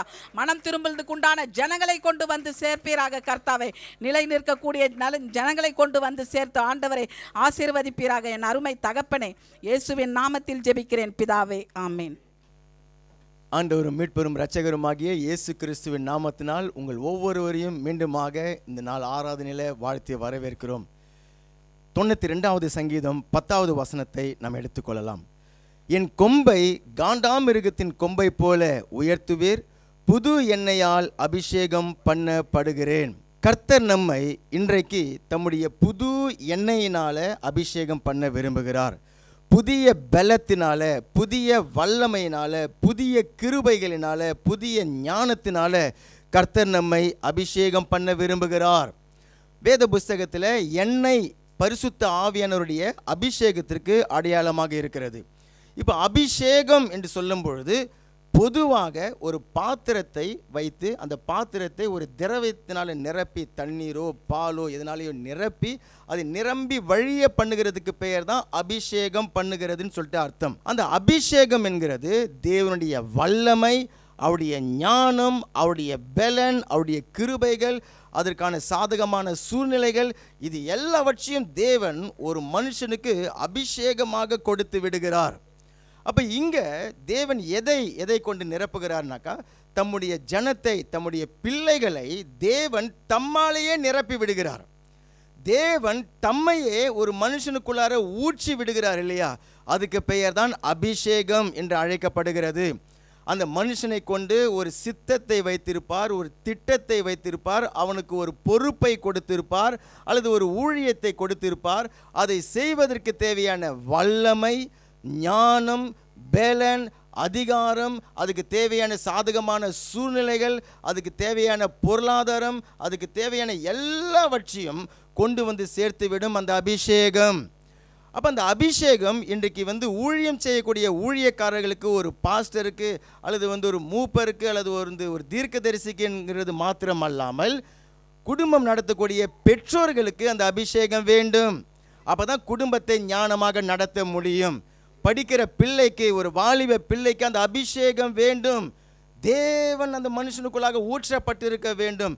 அப்போ தான் அந்த வாலிப மகனோ வாலிப பையனோ என்ன பண்ணுவாங்க, அவங்க ஞானமாக நடப்பார்கள், பிசாசுடைய வலைகளில் சிக்கிக்கொள்ள மாட்டார்கள். ஏன்னா அந்த அபிஷேகம் அவனுக்குள்ளார, அந்த பெண்ணுக்குள்ள, அந்த மகனுக்குள்ளாக இருக்கக்கூடிய அந்த அபிஷேகம் அவர்களை வழி நடத்தும், போதிக்கும், பாவ வலைகளை மேற்கொள்ள செய்யும், பிசாசுடைய கிரியைகளை மேற்கொள்ள செய்யும், சாபங்களை மேற்கொள்ள செய்யும், மந்திரவாதங்களை மேற்கொள்ள செய்யும், சோர்வுகள், மன சோர்வுகளை மேற்கொள்ள செய்யும் அந்த அபிஷேகம். அப்ப தேவன் சொல்றாரு, தம்முடைய ஜனத்தை புது எண்ணெயினால் அவர் அபிஷேகம் பண்ணுகிறார். அப்ப சில நேரத்தில் தலையில எண்ணெயை ஊற்றி அபிஷேகம் பண்ணுகிறார்கள். வேத புஸ்தகத்தில் பழைய ஏற்பாட்டு பகுதிகளை நீங்கள் வாசிக்கும் பொழுது, அல்லது புதிய ஏற்பாட்டில் நீங்கள் பார்க்கும் பொழுது, தலையில எண்ணெயை ஊற்றி அபிஷேகம் பண்ணுவார்கள், அல்லது தலை மேல கைகளை வைத்து அந்த மாதிரியாக அபிஷேகம் பண்ணுவார்கள். எலியா தமக்கு பின்னாடி வரக்கூடிய ஊழியக்காரர் எலிசாவை தன்னுடைய சால்வையை எடுத்து போட்டு அந்த மாதிரியாக அவரை அபிஷேகம் பண்ணினார். இப்போ 1 சாமுவேல் புஸ்தகம் 16வது அதிகாரத்தை எடுத்துக்கொள்ளும் பொழுது அங்கே தாவீது அவன் அபிஷேகம் பண்ணப்படுகிறதை சொல்லப்பட்டிருக்கிறது. 13வது வசனம், 1 சாமுவேல் 16வது அதிகாரம் 13வது வசனத்தை வாசிக்கும் பொழுது, அப்பொழுது சாமுவேல் தைல கொம்பை எடுத்து அவனை தன் சகோதரர் நடுவிலே அபிஷேகம் பண்ணினான். அந்நாள் முதற்கொண்டு கர்த்தருடைய ஆவியானவர் தாவீதின் மேல் வந்து இறங்கி இருந்தார். அன்றைக்கு சாமுவேல் என்ற தீர்க்கதரிசி ஒரு கொம்பினால, அதுதான் காண்டாமிருகத்தின் கொம்பு என்று சொல்லி அழைக்கப்படுகிறது, கொம்புல தான் அந்த எண்ணெயை நிரப்பிக்கொண்டு இப்போ தாவீதின் தலை மேல ஊற்றுகிறார். ஊற்றின பொழுது தலையில தான் எண்ணெய் ஊற்றப்பட்டது. ஆனா உள்ளார நடந்தது என்ன? வேதம் சொல்லுகிறது, கர்த்தருடைய ஆவியானவர் தாவீதின் மேல் வந்து இறங்கி இருந்தார். அப்ப கரங்களை வைத்து ஜெபிக்கும் பொழுது கைதான் அங்கே மேல தலை மேல வைக்கப்படுகிறது, ஆனால் கர்த்தருடைய ஆவியானவர் அந்த மனுஷனை நிரப்புகிறார். அதுக்கு பேர் தான் அபிஷேகம் பண்ணுகிறது என்பதாக. அங்கே நம்ம வாசித்த 92வது சங்கீதம் 10வது வசனத்தில், என் கொம்பை காண்டாமிருகத்தின் கொம்பை போல நீ ஆக்குகிறீர் அப்படின்னு சொல்லப்பட்டிருக்கிறது. ஏன் அங்கே கொம்புன்னு சொல்லப்படுகிறது? ஏன்னாக்கா கொம்பு ஒரு மிருகத்தினுடைய அந்த பலத்தை குறிக்கிறது. காண்டாமிருகத்துக்கு பலன் எங்கே இருக்கிறதுன்னு சொன்னாக்கா அதோடைய கொம்பில் தான் அந்த பலன் இருக்கிறது. பாருங்க, இந்த காண்டாமிருகத்துக்கு முன்னாடி எந்த ஒரு சிங்கமோ ஒரு புலியோ ஒரு யானையோ வரவே முடியாது. அது சண்டைக்கு வரும்பொழுது இது எல்லாவற்றையும் முட்டி மோதி தள்ளிவிடும் காண்டாமிருகம். ஏன்னாக்கா அந்த காண்டாமிருகத்துக்கு அதனுடைய கொம்பில் அந்த மாதிரியான பலன். அப்போ அந்த அபிஷேகம் எதற்காக தேவன் கொடுக்கிறாருன்னு சொன்னாக்கா அது ஒரு வல்லமை, அது ஒரு பலன். அல்லேலூயா.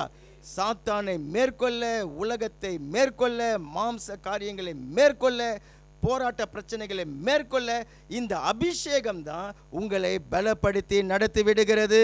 அப்போ கர்த்தருடைய அபிஷேகம் உங்களுக்குள்ள இருந்ததுன்னு சொன்னாக்கா உங்களை எந்த சூழ்நிலையும் மேற்கொள்ள முடியாது, எந்த சோர்வுகள் உங்களை மேற்கொள்ள முடியாது, எந்த பலவீனங்களும் உங்களை மேற்கொண்டு விட முடியாது. ஆகையினால்தான் லூக்கா 24வது அதிகாரத்தில் 49வது வசனத்தில் ஆண்டவராகிய இயேசு கிறிஸ்து தம்முடைய சீடர்களிடத்தில் அவர் சொல்லிவிட்டு சென்றார். உயிர்த்தெழுந்த ஆண்டவர் இயேசு கிறிஸ்து சொல்லுகிறார், என் பிதா வாக்குத்தத்தம் பண்ணினதை இதோ நான் உங்களுக்கு அனுப்புகிறேன், நீங்களோ உன்னதத்திலிருந்து வரும் பெலனால் தரிப்பிக்கப்பட வரைக்கும் எருசலேம் நகரத்தில் இருங்கள் என்றார். உன்னதத்திலிருந்து அந்த பரிசுத்த ஆவியினுடைய பெலன் வருகிற வரைக்கும் நீங்கள் பொறுமையாக காத்து நிறுங்க. என்னுடைய ஊழியத்தை செய்யவோ இல்லை மற்ற காரியங்களை செய்யவோ நீங்கள் புறப்படாமல் இருங்க. அந்த பெலத்தினால் நீங்கள் நிரப்பப்படும் பொழுது அது நீங்கள் வல்லமையோடு நீங்கள் செய்வீர்கள்.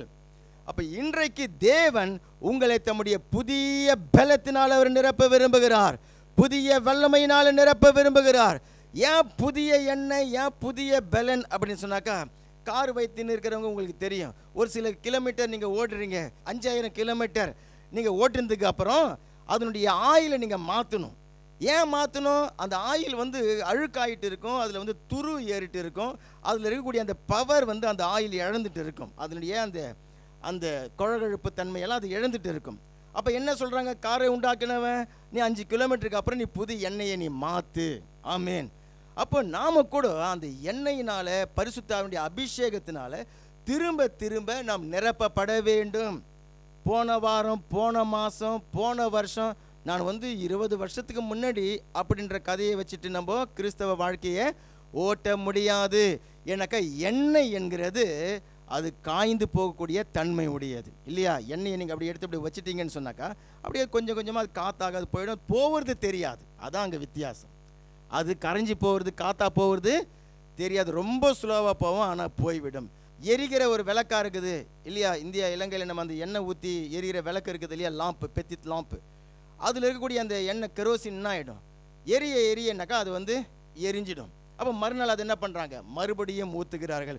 அதனால தான் தாவீது சொல்லுகிறார், என் கொம்பை காண்டாமிருகத்து கொம்பை போல நீர் உயர்த்துகிறீர். எப்படி அதை செய்கிறீர்? புது எண்ணெயினால் நீர் என்னை அபிஷேகம் பண்ணுகிறீர். அப்போ இன்றைக்கு கல்வாரி சிலுவையை நம்ம நோக்கி பார்க்கின்ற பொழுதெல்லாம், இயேசு கிறிஸ்துவ ரத்தத்தை குறித்து நம்ம தியானிக்கின்ற பொழுதெல்லாம், சபைக்கு கூடி வந்து நம்ம ஆராதிக்கின்ற பொழுதெல்லாம், நம்முடைய தனிப்பட்ட ஜெப நேரத்தில் எல்லாம் தேவன் நம்மை தம்முடைய புதிய எண்ணெயினால் நிரப்புகிறார், புதிய அபிஷேகத்தினால் நிரப்புகிறார். மத்தேயு 3வது அதிகாரம் 11வது வசனத்தை வாசிக்கும் பொழுது யோவான் ஸ்நானகன் சொல்லுகிறார், இயேசுவுக்கு முன்னாடி ஞானஸ்நானம் கொடுத்து கொண்டிருந்தவர் என்ன சொல்றாரு? மனம் திரும்புதலுக்கென்று நான் ஜலத்தினால் உங்களுக்கு ஞானஸ்நானம் கொடுக்கிறேன், எனக்கு பின் வருகிறவரோ என்னிலும் வல்லவராயிருக்கிறார், அவருடைய பாதரட்சைகளை சுமக்கிறதற்கு நான் பாத்திரன் அல்ல, அவர் பரிசுத்த ஆவியினாலும் அக்கினியினாலும் உங்களுக்கு ஞானஸ்நானம் கொடுப்பார். யார் கொடுக்கிறாரா? ஆண்டவராகிய இயேசு கிறிஸ்து. இப்போ பாஸ்டர் தண்ணியில் ஞானஸ்நானம் தான் கொடுக்க முடியும், ஆனால் அந்த மனுஷனுக்குள்ளாக பரிசுத்த ஆவியினுடைய அக்கினி, பரிசுத்த ஆவியினுடைய அபிஷேகம், பரிசுத்த ஆவியினுடைய வல்லமையை கொடுக்கிறவர் ஆண்டவராகிய இயேசு கிறிஸ்து. அப்போஸ்தலர் நடபடிகள் 2வது அதிகாரம் 32வது வசனத்தில் அதை அவர் எப்படி செய்கிறார் என்று சொல்லிட்டு அப்போஸ்தலர் பேதுரு சொல்லுகிறார் பாருங்க. இப்போ 32வது வசனம் 33வது வசனத்தை நான் வாசிக்கிறேன். இந்த இயேசுவை தேவன் மரித்தோரிலிருந்து எழுப்பினார், இதற்கு நாங்கள் எல்லாரும் சாட்சிகளாக இருக்கிறோம். அவர் தேவனுடைய வலது கரத்தினாலே உயர்த்தப்பட்டு, அதாவது பரலோகத்துக்கு ஏறி சென்று பிதா அருளிய வாக்குத்தத்தத்தின்படி பரிசுத்த ஆவியை பெற்று நீங்கள் இப்பொழுது காண்கிறதும் கேட்கிறதுமாகிய இதை பொழிந்தருளினார். அப்போஸ்தலர் 2வது அதிகாரத்தில் என்ன சம்பவம்? பெந்தகோஸ்தே நாளில் பரிசுத்த ஆவியானவர் அக்கினிமயமான பிளவுண்ட நாவுகளாக அப்போஸ்தலர்களை வந்து நிரப்புகிறார். அப்போஸ்தலர்கள் பரிசுத்த ஆவியானவரால் நிரப்பப்பட்டு ஆவியில நிரம்பி அந்நிய பாஷையில எல்லாருமே அப்படியே ஜெபிக்கிறார்கள். அப்போ அங்கே பஸ்கா விழாவுக்காக கூடி வந்திருந்த உலகத்திலிருந்து 27 தேசங்களிலிருந்து வந்திருந்த யூதர்கள் எல்லாம் பார்த்துட்டு ஆச்சரியப்பட்ட பொழுதுதான் அப்போஸ்தலர் பேதுரு எழுந்து நின்று பிரசங்கம் பண்ணுகிறார். நீங்கள் கொலை செய்த இயேசு கிறிஸ்து அவர் அடக்கம் பண்ணப்பட்டார், மரணத்தினால் அவர் கட்டப்பட்டிருக்கவில்லை, தேவன் அவரை மரித்தோரிலிருந்து எழுப்பினார், அவர் எழுப்பப்பட்டார் என்கிறதற்கு அத்தாட்சியாகத்தான் இப்ப பரிசுத்த ஆவியானவர் ஊற்றப்படுகிறார்.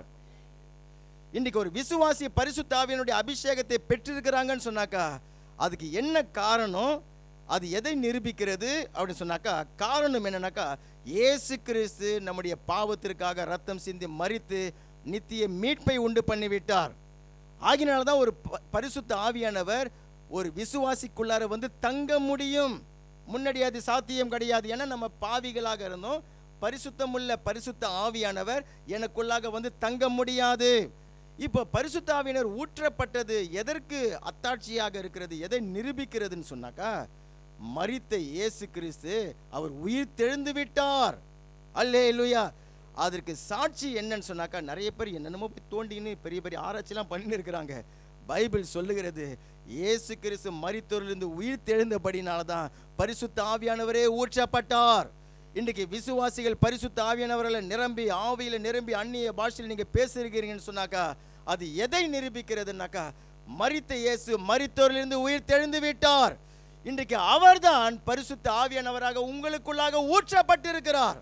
சரீரத்தில் இருந்த இயேசு கிறிஸ்து இன்றைக்கு ஆவியான தேவனாக எனக்குள்ளாக வந்து வாசம் பண்ணுகிறார். என்னை பரிசுத்தமாக வாழ பண்ணுகிறார். தேவனுக்கு ஊழியம் செய்ய பண்ணுகிறார். தேவனை சார்ந்து ஜெபத்தில் அவரை தேடும்படிக்கு பண்ணுகிறார். ஆத்துமாக்களை ஆதாயப்படுத்துகிறார். பிசாசுகளை துரத்துகிறார். வியாதிகளை துரத்துகிறார். குருடருடைய கண்களை சுகமாக்குகிறார். எனக்குள்ளே இருந்து கொண்டு அவர் சரீரத்தில் இருந்த வேலையை இப்போ என் மூலியமாக அவர் செய்கிறார்.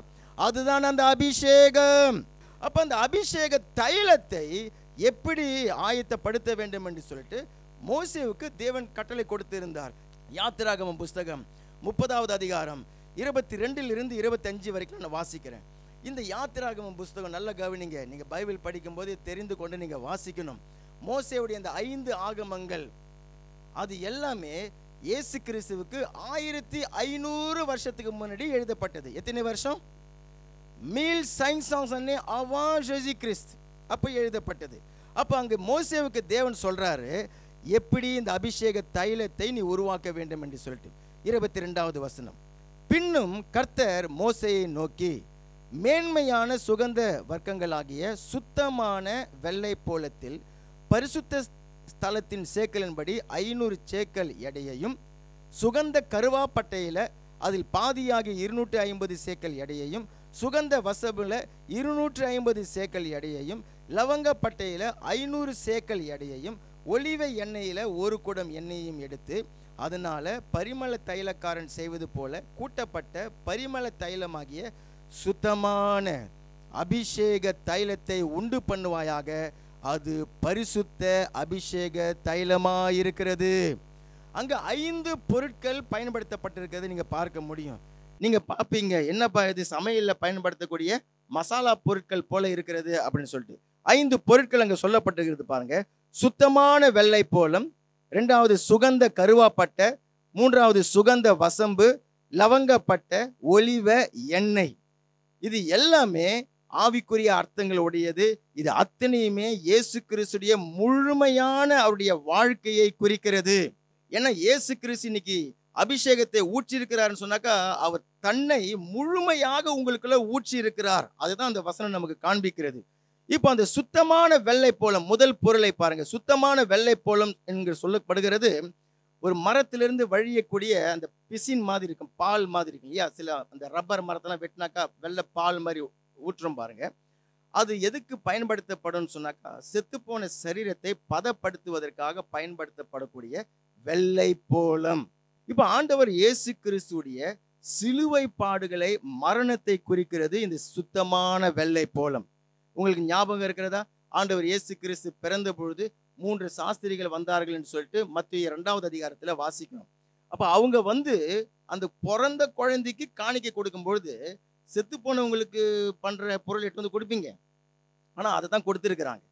வெள்ளை போலத்தை கொண்டு அந்த குழந்தை 2 வயசுக்கு கம்மியான குழந்தை இயேசு, அப்போ அவருக்கு காணிக்கையாக கொடுக்குறாங்க வெள்ளை போலத்தை. நம்மள என்ன பண்ணியிருப்போம், என்னங்க அது செத்த வீட்டு கெட்டுன்னு போறத பிறந்த குழந்தைக்கு கொடுக்குறீங்களேன்னு சொல்லிட்டு. ஏன் அதை கொடுத்தாங்கன்னாக்கா, இந்த குழந்தை பிறந்ததே எதுக்காகனாக்கா மரிக்கிறதுக்காகத்தான், அதை காண்பிக்கிறதுக்காக தான் வெள்ளை போலத்தை கொண்டு கொடுத்தாங்க. அவருடைய சிலுவை பாடுகள், அவருடைய மரணம் அதை குறிக்கிறது.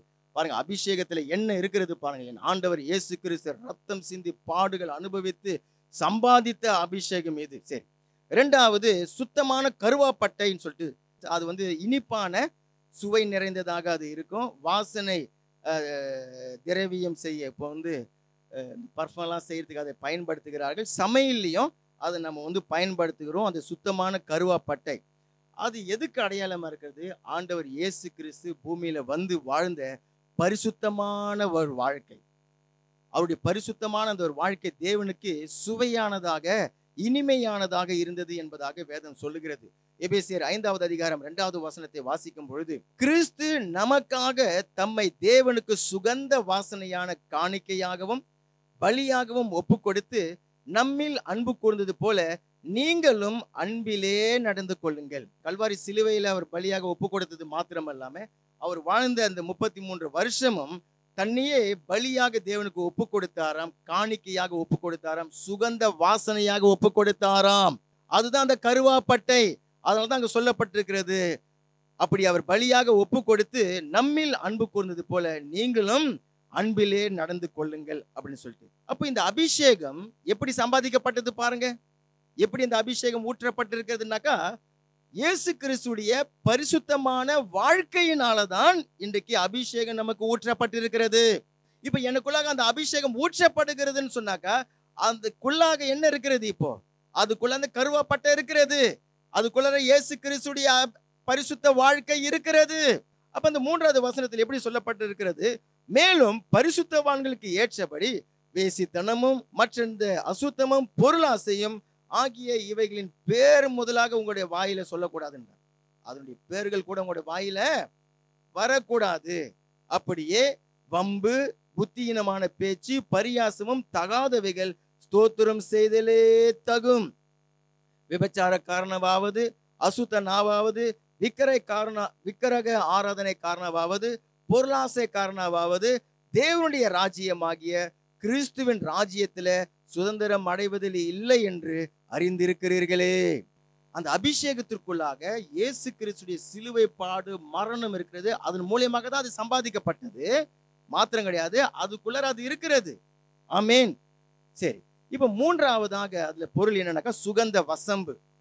இந்த சுகந்த வசம்பு என்னன்னாக்கா, இந்த நாணல் மாதிரி வளரக்கூடிய ஒரு பட்டை மாதிரி இருக்கும் இல்லையா, நம்ம இந்த கோரப்புல்லு மாதிரிலாம் இருக்குது இல்லையா, அந்த மாதிரி இந்த சதுப்பு நிலத்துல வளரக்கூடிய அந்த மாதிரியான ஒரு செடியாக அந்த வசம்பு சொல்லப்படுகிறது. சுகந்த வசம்பு அப்படின்னு சொல்லிட்டு அதை ஆராய்ச்சி செய்து பார்த்த பொழுது அப்படியாக சொல்லப்பட்டிருக்கிறது. இது பொதுவா வாசனை வீசாது, இது எடுத்து நசுக்குனாதான் இதுல இருந்து அந்த வாசனை வெளியில வரும் அப்படி என்பதாக. இது எதை குறிக்கிறதுனாக்கா, ஆண்டவர் இயேசு கிறிஸ்துடைய சாந்தம், அவருடைய மனத்தாழ்மை. அவர் அப்படியாக உடைக்கப்பட்டார், அவர் அப்படியாக நொறுக்கப்பட்டார். அதனாலதான் அவருக்குள்ள இருந்து அந்த வாசனை வெளிப்பட்டது. பிலிப்பியர் 2வது அதிகாரம் 5வது வசனத்திலிருந்து நான் வாசிக்கிறேன். கிறிஸ்து இயேசுவில் இருந்த சிந்தையே உங்களுக்கு இருக்க கிடையாது. ஓகே, இப்ப 6வது வசனம் பாருங்க. அவர் தேவனுடைய ரூபமாய் இருந்தும், யாரு? ஆண்டவர் இயேசு கிறிஸ்து தேவனுடைய ரூபமாக இருந்தும் தேவனுக்கு சமமாய் இருப்பதை கொள்ளையாடின பொருளாக எண்ணாமல். யாரு தேவனுக்கு சமமா இருந்தவர்? இயேசு கிறிஸ்து பிதாவாகிய தேவனுக்கு சமமாக இருந்தவர். அப்போ தேவனுடைய ரூபமாக இருந்தும் தேவனுக்கு சமமாய் இருப்பதை கொள்ளையாடின பொருளாக எண்ணாமல் தம்மை தாமே வெறுமையாக்கினாராம். அவரை யாரும் கட்டாயப்படுத்தல, அவரே தம்மை தாமே வெறுமையாக்கி அடிமையின் ரூபம் எடுத்தார். பூமியில வரும்பொழுது ஒரு வேலைக்காரனாக, அங்க வரக்கூடிய அடிமை சர்வெண்ட், தாசன். நீங்க ஏசாயா புத்தகத்துல என் தாசன் சொல்லிட்டு வரும்பொழுது என்னுடைய அடிமை, நம்ம வந்து என்னுடைய சர்வெண்ட்னு சொல்லி சொல்றோம். ஆனா ஒரிஜினல் பாஷையில அது வந்து என்னுடைய அடிமை. அப்ப இயேசு கிறிஸ்து தேவனுக்கு தன்னை அடிமையாக ஆக்கி கீழே அவர் இறங்கி வந்தார், அடிமையின் ரூபம் எடுத்தார், மனுஷர் சாயலாக ஆனார். உங்களை மாதிரி என்ன மாதிரி ஒரு தாயின் வயிற்றில ஒரு மனுஷனாக அவர் வந்து பிறந்தார் என்று சொல்லி. பிறந்தது மாத்திரமல்ல, அவர் மனுஷ ரூபமாகவே காணப்பட்டாராம். மரண பரியந்தமும், நல்ல கவனிங்க, மரண பரியந்தமும், அதாவது சிலுவையின் மரண பரியந்தமும் கீழ்ப்படிந்தவராகி தம்மை தாமே அவர் தாழ்த்தினார். இயேசு கிறிஸ்து சிலுவையின் மரண பரியந்தமும் தன்னை தாழ்த்தினபடினால்தான் அவருடைய பலியை தேவன் ஏற்றுக்கொண்டார். பரிசுத்த ஆவியானவரை நமக்கு பொழிந்தருள் இருக்கிறார். இன்னைக்கு விசுவாசிகள் அந்த பரிசுத்த ஆவியானவரை பெற்றிருக்கிறாங்க. பரிசுத்த ஆவியானவரை பெற்றிருக்கிறோம்னு சொன்னாக்கா என்ன அர்த்தம்? இயேசு கிறிஸ்துடைய அந்த சாந்தம் மனத்தாழ்மையினாலதான் அது சம்பாதிக்கப்பட்டது. இரண்டாவது, அந்த அபிஷேகத்திற்குள்ளார அந்த சாந்தமும் மனத்தாழ்மையும் இருக்கிறது. இப்ப எனக்குள்ளார ஊற்றப்பட்டிருக்கிற அபிஷேகத்துல என்ன இருக்கிறதுனாக்கா இயேசு கிறிஸ்துடைய சாந்தமும் மனத்தாழ்மையும் தான் இருக்கிறது. நான்காவதாக அங்க சொல்லப்பட்டிருக்கிற பொருள் லவங்கப்பட்டை. இதுவும் அந்த கருவாப்பட்டை மாதிரி தான். கருவாப்பட்டை இனிப்பு அந்த சுவையாக இருக்கும். லவங்கப்பட்டை எப்படி இருக்குன்னாக்கா கொஞ்சம் கசப்பானது இல்லையா, கசப்பு கொஞ்சம் அதுல வந்து கலந்துருக்கும். அதுவும் அந்த அந்த மரத்தினுடைய பட்டை அந்த காரியங்கள் தான் சொல்லிட்டு. இப்போ இது எதை குறிக்கிறதுனாக்கா ஆண்டவர் இயேசு கிறிஸ்து தேவனுடைய வார்த்தைக்கு, தேவனுடைய சித்தத்திற்கு கீழ்ப்படியும்படிக்காக தன்னை முற்றிலுமாக அடிபணிய கீழ்ப்படிய ஒப்பு கொடுத்ததை குறிக்கிறது. எபிரேயர் 5வது அதிகாரம் 8வது வசனத்தை பாருங்க. ஏன் அந்த கசப்பு என்ற வார்த்தையை நம்ம பயன்படுத்துகிறோம்னு சொன்னாக்கா, தேவனுக்கு கீழ்ப்படுகிறது என்கிறது சுலபம் கிடையாது. தேவனுடைய வார்த்தைக்கு நம்ம கீழ்ப்படுகிறது என்கிறத சுலபமா செய்துவிட முடியாது. நம்ம வந்து ஆதாமிலிருந்து வந்தபடினால இப்போ இல்லை, இப்போ இயேசு கிறிஸ்துவிலிருந்து வந்திருக்கிறோம். ஆதாமிலிருந்து வந்தபடினால இயல்பாக பாவம் செய்கிறதுக்கு தான் நமக்கு வந்து சுலபமா வரும். உங்களுக்கு யாருமே கற்றுக் கொடுக்க தேவையில்லை.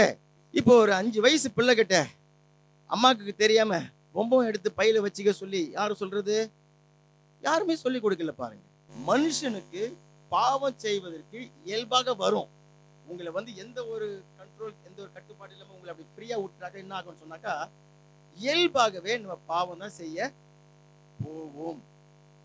ஆனால் நீங்க தேவனுடைய சித்தத்துக்கு கீழ்ப்படியணும், தேவனுடைய வார்த்தைக்கு கீழ்ப்படியணும், பரிசுத்தமாக நம்ம வாழணும் அப்படின்னு சொன்னாக்கா அங்கதான் நிறைய வேலை இருக்கு. அல்லேலூயா. அங்கதான் நிறைய சிரமங்கள் இருக்கிறது, அங்கதான் நிறைய போராட்டங்கள் இருக்கிறது.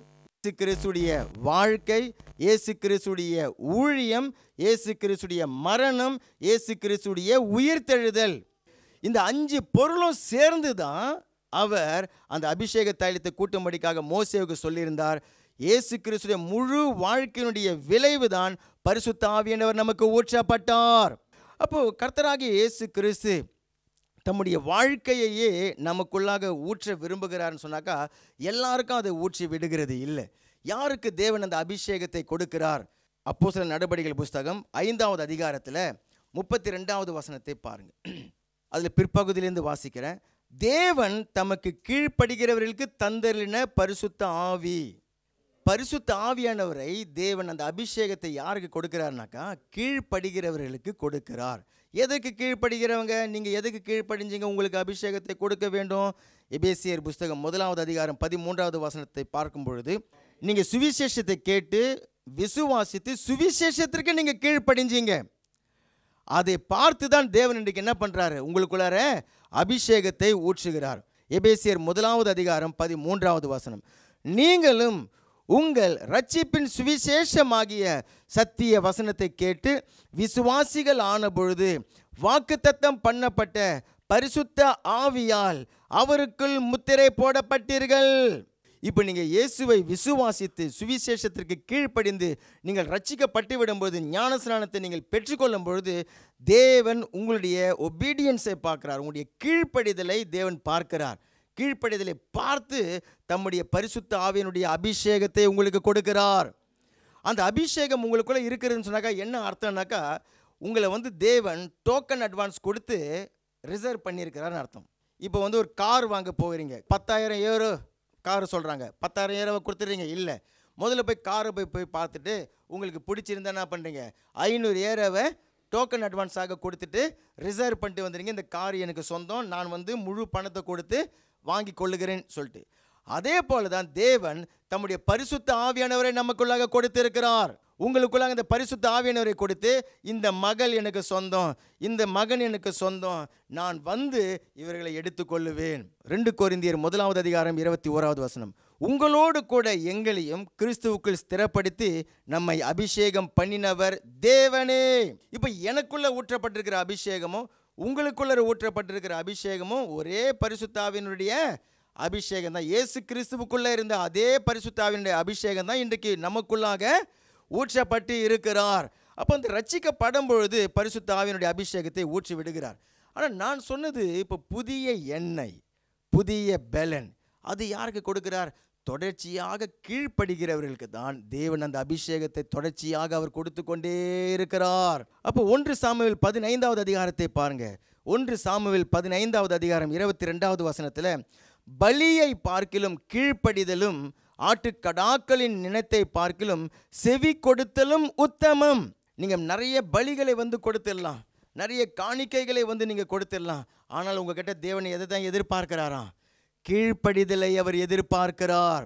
எந்த அளவுக்கு நீங்கள் தேவனுக்கு கீழ்ப்படுகிறீர்களோ, எந்த அளவுக்கு தேவனுடைய வார்த்தைக்கு நம்ம கீழ்ப்படியை நம்ம ஒப்பு கொடுக்கிறோமோ, எந்த அளவுக்கு தேவனுடைய சித்தத்துக்கு கீழ்ப்படியை நம்ம ஒப்பு கொடுக்கிறோமோ, அந்த அளவுக்கு தேவன் தம்முடைய அபிஷேகத்தினால தொடர்ச்சியாக நிரப்பிக் கொண்டு இருப்பார். ஒரு மனுஷனுடைய படிப்பு கிடையாது, பணம் கிடையாது, அந்தஸ்து கிடையாது, அவனுடைய திறமைகள் கிடையாது. பாருங்க, தேவனுடைய அபிஷேகம் உங்களுக்குள்ள இருந்ததுன்னு சொன்னாக்கா உங்களுடைய வாழ்க்கையை அவர் பிரகாசிக்க பண்ணிவிடுவார். தாவீதுக்கு முன்பாக சவுல் ராஜாவாக அபிஷேகம் பண்ணப்பட்டிருந்தான். ஆனால் அவன் கீழ்ப்படியாமல், தேவனுடைய வார்த்தைக்கு கீழ்ப்படியாமல் போனதுனால அவனை விட்டு அந்த அபிஷேகம் எடுக்கப்பட்டு விட்டது. கர்த்தருடைய ஆவியானவர் அவனை விட்டு விலகினார் என்று சொல்லப்பட்டிருக்கிறது. அவன் சாகும் பொழுது தாவீதே சொல்றாரு, 2 சாமுவேல் 1:21 சவுல் தைலத்தால் அபிஷேகம் பண்ணப்படாதவர் போல அவர் கேடகமும் அவமதிக்கப்பட்டது. நீங்கள் அபிஷேகம் பெற்று நீங்கள் மரிக்கிறதுக்கும், அபிஷேகம் இல்லாமல் மரிக்கிறதுக்கும், அபிஷேகத்தை பெற்று இழந்து மரிக்கிறதுக்கும் வித்தியாசம் உண்டு. அது தாவீது கண்டுபிடிச்சு சொல்கிறாங்க பாருங்க. சவுல் ராஜா அபிஷேகம் பண்ணப்பட்டவர் தான், ஆனால் கீழ்ப்படியாமையினால் அந்த அபிஷேகத்தை அவர் இழந்து போய்விட்டபடியினால அவன் சாகும் பொழுது அவன் அபிஷேகம் பண்ணப்படாத ஒரு மனுஷனை போல மரித்து போனார் என்று சொல்லிட்டு அங்கே தாவீது சொல்லுகிறார். ஆனால் இன்றைக்கு தேவன் புது எண்ணெயினால் நம்மை நிரப்ப விரும்புகிறார், புதிய பலத்தினால் நிரப்ப விரும்புகிறார். அது யாருக்கு கொடுக்கிறார்? அவருக்கு கீழ்ப்படிய தான் அந்த அபிஷேகம் அங்கே செயல்படுகிறது. அந்த அபிஷேகம் எப்படி வெளிப்படணும்னு சொன்னாக்கா கீழ்ப்படிதல் மூலியமாகத்தான். நீங்கள் கீழ்ப்படுகிறீங்களா? உங்களுடைய பெற்றோர்களுக்கு கீழ்ப்படுகிறீங்களா? உங்கள் வேலை ஸ்தலத்தில் உங்களுக்கு மேல் அதிகாரிகளுக்கு நீங்கள் கீழ்ப்படுகிறீங்களா? சபையில் உங்களுடைய மெய்ப்பருக்கு, உங்களுடைய பாஸ்டருக்கு நீங்கள் கீழ்ப்படுகிறீங்களா? கீழ்ப்படிந்ததுனாக்கா உங்களுக்குள்ள அந்த அபிஷேகம் வேலை செய்யுதுன்னு அர்த்தம். 2வது, தேவன் அபிஷேகத்தை யாருக்கு கொடுக்கிறார்? முதல்ல பார்த்தோம் கீழ்ப்படுகிறவர்களுக்கு. 2வது யாருக்கு கொடுக்கிறார்னாக்கா 1 யோவான் 1 எடுத்துக்கொள்ளுங்க. நீங்களும் எங்களோட ஐக்கியம் உள்ளவர்கள் ஆகும்படிக்கு நாங்கள் கண்டும் கேட்டும் இருக்கிறதை உங்களுக்கும் அறிவிக்கிறோம். எங்களுடைய ஐக்கியம் பிதாவோடும் அவருடைய குமாரனாகிய இயேசு கிறிஸ்துவோடும் இருக்கிறது. ஐக்கியத்தில் நிலைத்திருக்கும் பொழுது புது அபிஷேகம் ஊற்றப்படுகிறது. ஐக்கியத்தில் நிலைத்திருக்கும் பொழுது நமக்குள்ளாக அபிஷேகம் புதுப்பிக்கப்படுகிறது. புது எண்ணெயினால் நான் நிரப்பப்படுகிறேன். மறுபடியும் விளக்க தொடச்சிட்டு திரியை ஏற்றி எண்ணெயை ஊற்றுகிறது போல நம்முடைய அபிஷேகம் மறுபடியும் ஊற்றப்படுகிறது, நிரப்பப்படுகிறது. எப்போ? ஐக்கியத்தில் நம்ம நிலைத்திருக்கும் பொழுது. ஒரு விசுவாசிக்கு யாரோடு அங்கே ஐக்கியம் இருக்கிறதா? பிதாவாகிய தேவனோடு எனக்கு ஐக்கியம் இருக்கணும். ஆமீன். கர்த்தராகிய இயேசு கிறிஸ்துவோடு எனக்கு ஐக்கியம் இருக்க வேண்டும். பரிசுத்த ஆவியானவரோடு அந்யோன்ய ஐக்கியம் எனக்கு இருக்க வேண்டும். ஊழியக்காரரோடு உங்களுக்கு ஐக்கியம் இருக்க வேண்டும். சக விசுவாசிகளோடு உங்களுக்கு ஐக்கியம் இருக்க வேண்டும். இது எல்லாமே எப்போ நடக்கிறது? 5 ஐக்கியத்தை பற்றி சொன்னேன். இது எல்லாமே எப்போ நடக்கிறதுனாக்கா சபை கூடி நம்ம வரும்பொழுது இந்த ஐக்கியங்கள் எல்லாமே நீங்கள் நிறைவேற்றுகிறீர்கள். இப்போ என்ன நடக்கிறதுன்னு சொன்னாக்கா உங்களுக்குள்ள இருக்கிற அபிஷேகம் அனல் மூட்டப்படுகிறது. புது எண்ணெயினால் நீங்கள் அபிஷேகம் பண்ணப்படுகிறீர்கள். ஒரு உபவாச கூட்டத்துக்கு நீங்கள் வருகிறீங்க, நீங்கள் ஐக்கியத்தில் நிலைத்திருக்கிறபடினால அபிஷேகம் பெருகுகிறது. ஒரு வெள்ளிக்கிழமை வீட்டு கூட்டத்துக்கு நீங்கள் வருகிறீங்க, ஐக்கியம் பெருகுகிறது, அபிஷேகம் அங்கே ஊற்றப்படுகிறது. அந்த அபிஷேக வாஞ்சி உங்களுக்குள்ளே இருந்ததுன்னு சொன்னாக்கா நீங்கள் என்ன பண்ணுவீங்க? அந்த ஐக்கியத்தை நீங்கள் நாடி நீங்கள் வருவீர்கள். இப்போ 133வது சங்கீதம் ரொம்ப அற்புதமான அந்த முழு சங்கீதம் பாருங்கள், 3 வசனம் தான். சகோதரர்கள் ஒருமித்து வாசம் பண்ணுவது எத்தனை நன்மையும் எத்தனை இன்பமுமானது. அது எப்படிப்பட்டதா? அது ஆரோனுடைய சிரசின் மேலே ஊற்றப்பட்டு அவனுடைய தாடியிலே வடிகிறதும் அவனுடைய அங்கியின் மேல் இறங்குகிறதுமான நல்ல தைலம். அதுதான் அந்த அபிஷேக தைலம். நல்ல தைலத்திற்கும் எர்மோன் மலையின் மேலும் சீயோன் பர்வதங்கள் மேலும் இறங்கும் பனிக்கு ஒப்பாக இருக்கிறது. நம்ம வாசித்த சங்கீதம் 92 அந்த 10வது வசனத்தை நம்ம எடுத்து தியானிச்சு நிற்கிறோம். அங்கே போய் தலைப்பை பாருங்க. ஓய்வு நாளின் பாட்டாகிய சங்கீதம் தாவீது எழுதி வச்சிருக்கிறார். ஓய்வு நாளுடைய பாட்டு, சபை கூடி வருந்த பொழுது பாடுற பாட்டுன்னு சொல்லிட்டு தான் அவர் எழுதி வச்சிருக்கிறாரு. அதனுடைய விளைவு, என் கொம்பை காண்டாமிருகத்தின் கொம்பை போல உயர்த்துகிறீர், புது எண்ணெயினால் நான் அபிஷேகம் பண்ணப்படுகிறேன். எப்போ? சபையாக கூடி வரும்பொழுது. இங்கே அவர் சொல்றார், சகோதரர்கள் ஒருமித்து வாசம் பண்ணுகிறது எத்தனை நன்மையும் எத்தனை இன்பமானது. அது ஆரோனுடைய சிரசின் மேலே ஊற்றப்பட்டு, அபிஷேக தைலம் ஆசாரியன் அவன்தான், அவன் மேலே ஊற்றப்பட்டு அவன் தாடியில் வடிகிறதும் அவனுடைய அங்கிகளின் மேல் இறங்குகிறதுமான நல்ல தைலத்துக்கு ஒப்பாக இருக்கிறது. எர்மோன் மேலும் சீயோன் மலைகள் மேலும் இறங்குகிற பனிக்கு ஒப்பாக இருக்கிறது. இப்போ கவனிங்க, அங்கே கர்த்தர் என்றென்றைக்கும் ஆசீர்வாதத்தையும் ஜீவனையும் கட்டளையிடுகிறார். நம்ம சபைக்கு சும்மா வரல பாருங்க, ஒரு ஜெப கூட்டத்துக்கு சும்மா நம்ம வரல, ஒரு உபவாச கூட்டத்துக்கு சும்மா நம்ம வரல. தேவனுடைய ஜீவன் அங்கே இறங்கி வருகிறது, தேவனுடைய ஆசீர்வாதம் அங்கே இறங்கி வருகிறது. ஆமேன். இப்போ நீங்கள் அந்த அபிஷேக மழையின் கீழே தான் உட்கார்ந்து கொண்டு இருக்கிறீங்க. உங்கள் மேலே அந்த பனி அப்படியே படிந்து கொண்டு இருக்கிறது, உங்கள் மேலே அந்த அபிஷேகம் இறங்கி கொண்டு இருக்கிறது. யோவான் 15வது அதிகாரம் 4வது வசனத்தில் ஆண்டவர் இயேசு கிறிஸ்து அதை சொல்லும் பொழுது, என்னில் நிலைத்திருங்கள் நானும் உங்களிலே நிலைத்திருப்பேன். சரி, அதில் என்னில் நிலைத்திருங்கன்றது இருக்கட்டும், நான் உங்களிலே நிலைத்திருக்கணும். அது என்னது? நான் உங்களுக்குள்ளே இருக்கணுன்றார். அதுதான் அபிஷேகம். இயேசு எனக்குள்ளே இருக்கிறது தான் அந்த அபிஷேகம். அவருடைய வாழ்க்கையை தான் உங்களுக்குள்ளே ஊற்றி இருக்கிறாரு. அப்போ அவர் என்ன சொல்கிறாரு? நீங்கள் என்னிலே நிலைத்திருங்கள் நான் உங்களிலே நிலைத்திருக்கிறேன் அப்படின்னு சொல்லிட்டு சொல்கிறாரு. 5வது வசனம் பிற்பகுதியை வாசிக்கும் பொழுது, என்னை அல்லாமல் உங்களால் ஒன்றும் செய்ய முடியாது. என்னப்பா சார் இப்படி சொல்லிட்டீங்க? நான் சொல்லலை, ஆண்டவர் சொல்கிறாரு. அப்போ நம்ம எவ்வளோத்த காரியத்தை செய்கிறீங்க? ஆண்டவர் இயேசு கிறிஸ்துவை அறியாமல் தெரியாமல் இல்லையா எவ்வளோத்த வேலையை செய்கிறோம் இல்லையா? ஒரு மனுஷன் முழுசாக வாழறான் இல்லையா? இயேசுவை தெரியாமலே வாழறான் இல்லையா? இங்கே ஆண்டவர் ரொம்ப கூலாக சொல்கிறாரு, என்னை அல்லாமல் உங்களால் ஒன்றும் செய்ய முடியாதுன்றாரு. அப்போ என்ன அர்த்தம் அப்படின்னு சொன்னாக்கா, ஆண்டவர் இயேசு கிறிஸ்து இல்லாமல் நீங்கள் செய்கிறது அத்தனையும் தேவனுடைய பார்வையில் பிரயோஜனமற்றது. சாதிக்கலாம், பெருசாக செய்யலாம், பெரிய பெரிய படிப்புகள் பட்டங்கள் பெரிய பெரிய காரியங்களை சாதிக்கலாம். ஆனால் தேவனுடைய பார்வையில் அதெல்லாம் எப்படி இருக்கிறதா? ஜீரோ. ஆமீன். நான் இந்த படிப்பு படிச்சுக்கிறேன், ஓகே, ஒரு ஜீரோ போட்டுக்கோ, இப்படி போட்டுக்கோ. என்ன வேல்யூ இருக்குது? ஒன்றும் வேல்யூ இல்லை. என்கிட்ட இவ்வளோ பணங்குது, ஓகே, இன்னொரு ஜீரோவை போட்டுக்கோ. 2 ஜீரோவை போட்டாக்கா என்ன மதிப்பு? ஒன்றுமே இல்லை. என்கிட்ட இவ்வளோ திறமைகள் இருக்குது, அப்போ இன்னொரு ஜீரோவை போட்டுக்கோ, 3வது ஜீரோவை போட்டுக்கோ. என்கிட்ட இவ்வளோ ஆஸ்திகள் அந்தஸ்துகள் எல்லாம் இருக்குது, ஓகே, இன்னொரு ஜீரோவை போட்டுக்கோ. நீ எத்தனை ஜீரோ போட்டாலும், கணக்கு படிக்கிறீங்க தானே, எத்தனை ஜீரோ போட்டாலும் 0 0 × 0 0 0 - 0 0 0 + 0 0 0 / 0 0 எல்லாம்.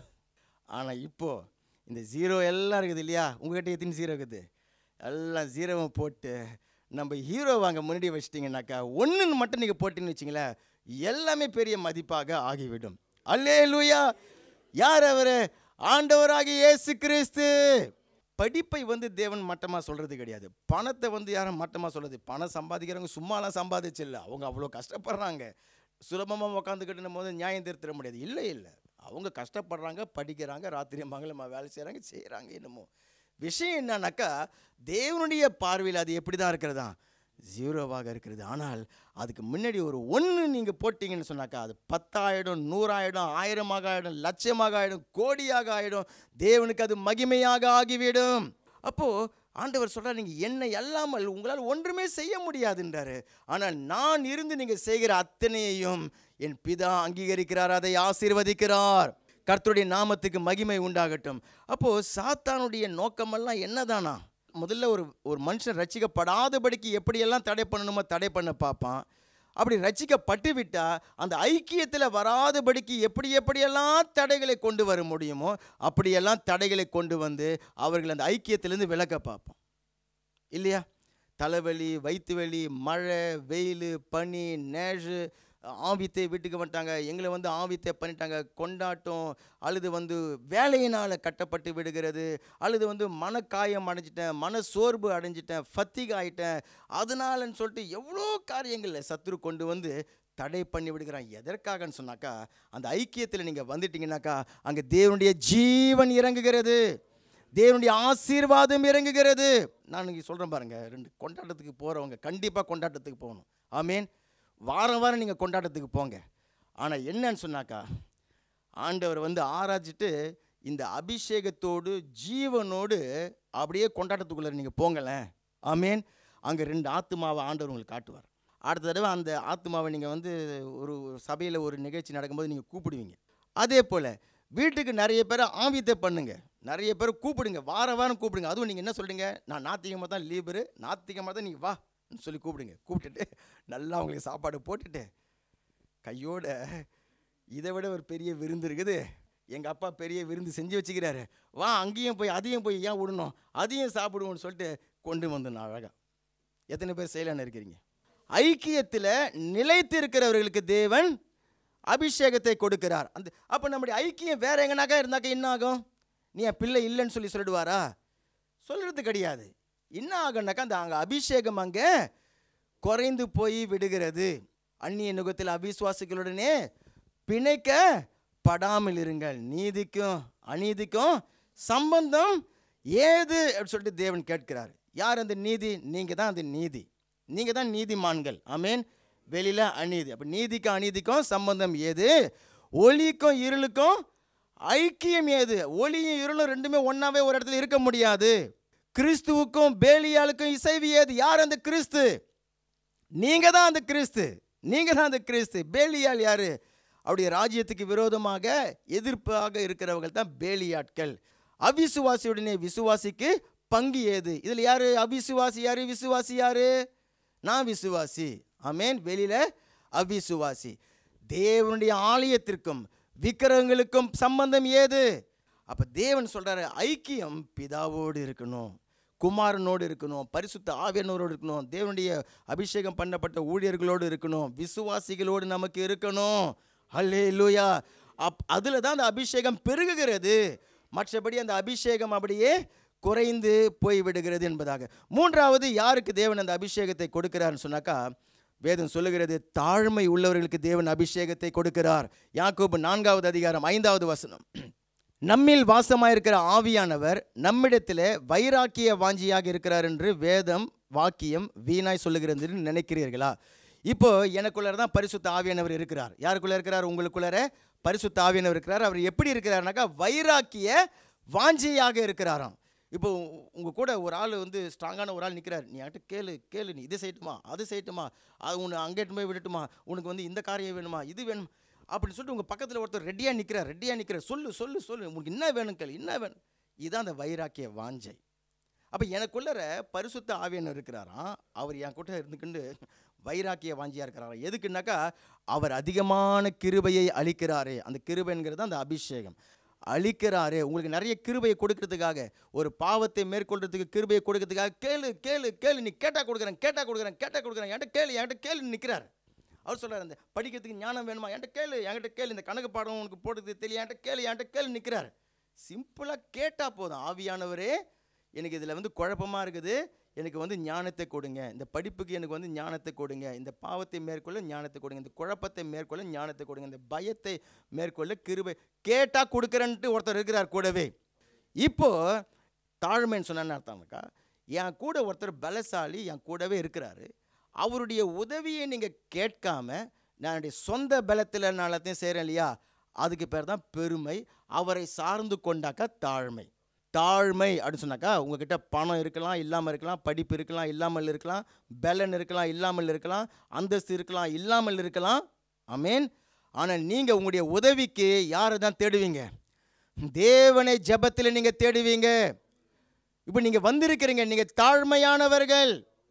ஏன்னா உங்களுக்கு தேவன் தேவைங்கிறதுனால தான் நீங்கள் வந்திருக்கிறீங்க. அவருடைய உதவி எனக்கு வேண்டும். என்னுடைய வாழ்க்கையை கட்டி எழுப்ப அவரால் தான் முடியும்.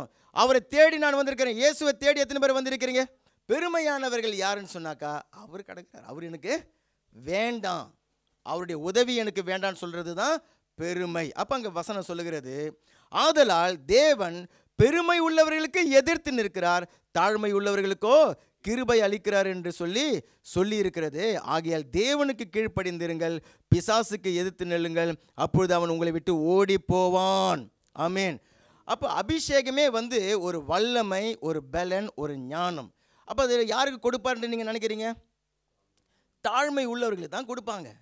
ஏன்னாக்கா அந்த மனுஷன் தான் தன்னுடைய சுய பலத்தை சார்றது கிடையாது, அவனுடைய ஞானத்தை சார்றது கிடையாது. அவன் தேவன் எனக்கு உதவி செய்வார், ஆண்டவரே நீங்கள் எனக்கு உதவி செய்யுங்க, இதில் நீங்கள் எனக்கு பலனை தாங்க அப்படின்னு சொல்லிட்டு சார்ந்து கொள்ளுகிறவங்க.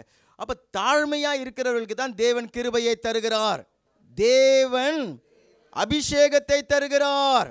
ஏன்னு சொன்னாங்க, ஏன் அந்த தாழ்மை முக்கியம் அபிஷேகத்துக்குனாக்கா, அந்த தாழ்மை இருந்தால் தான் உங்கள் கூட இருக்கிற அந்த பலசாலியை நீங்கள் வேலை செய்ய விடுவீங்க, உங்கள் கூட இருக்கக்கூடிய பரிசுத்த ஆவியானவரை வேலை செய்ய விடுவீங்க.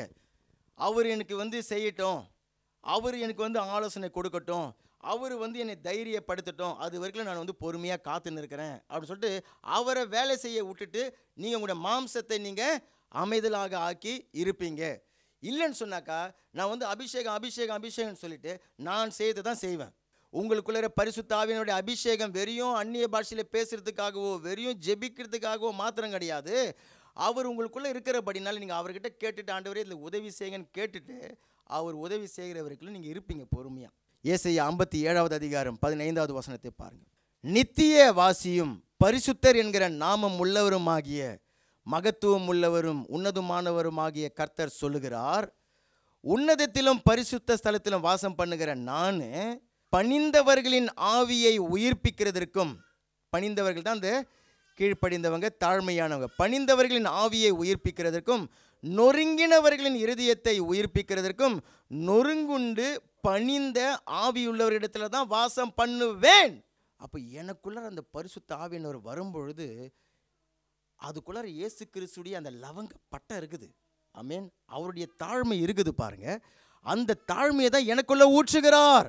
அந்த தாழ்மையை இருக்கிறவங்களுக்கு தான் ஏன் அந்த அபிஷேகத்தை கொடுக்கிறாருன்னு சொன்னாக்கா, அந்த தாழ்மை இருக்கிறவங்க தான் பெற்றுக்கொள்கிற அந்த அபிஷேகத்தை பாதுகாத்து கொள்வார்கள். தாழ்மை இல்லாமல் அபிஷேகத்தை பெற்றுக்கொண்டாக்கா சவுல மாதிரி அதை இழந்து விடுவாங்க.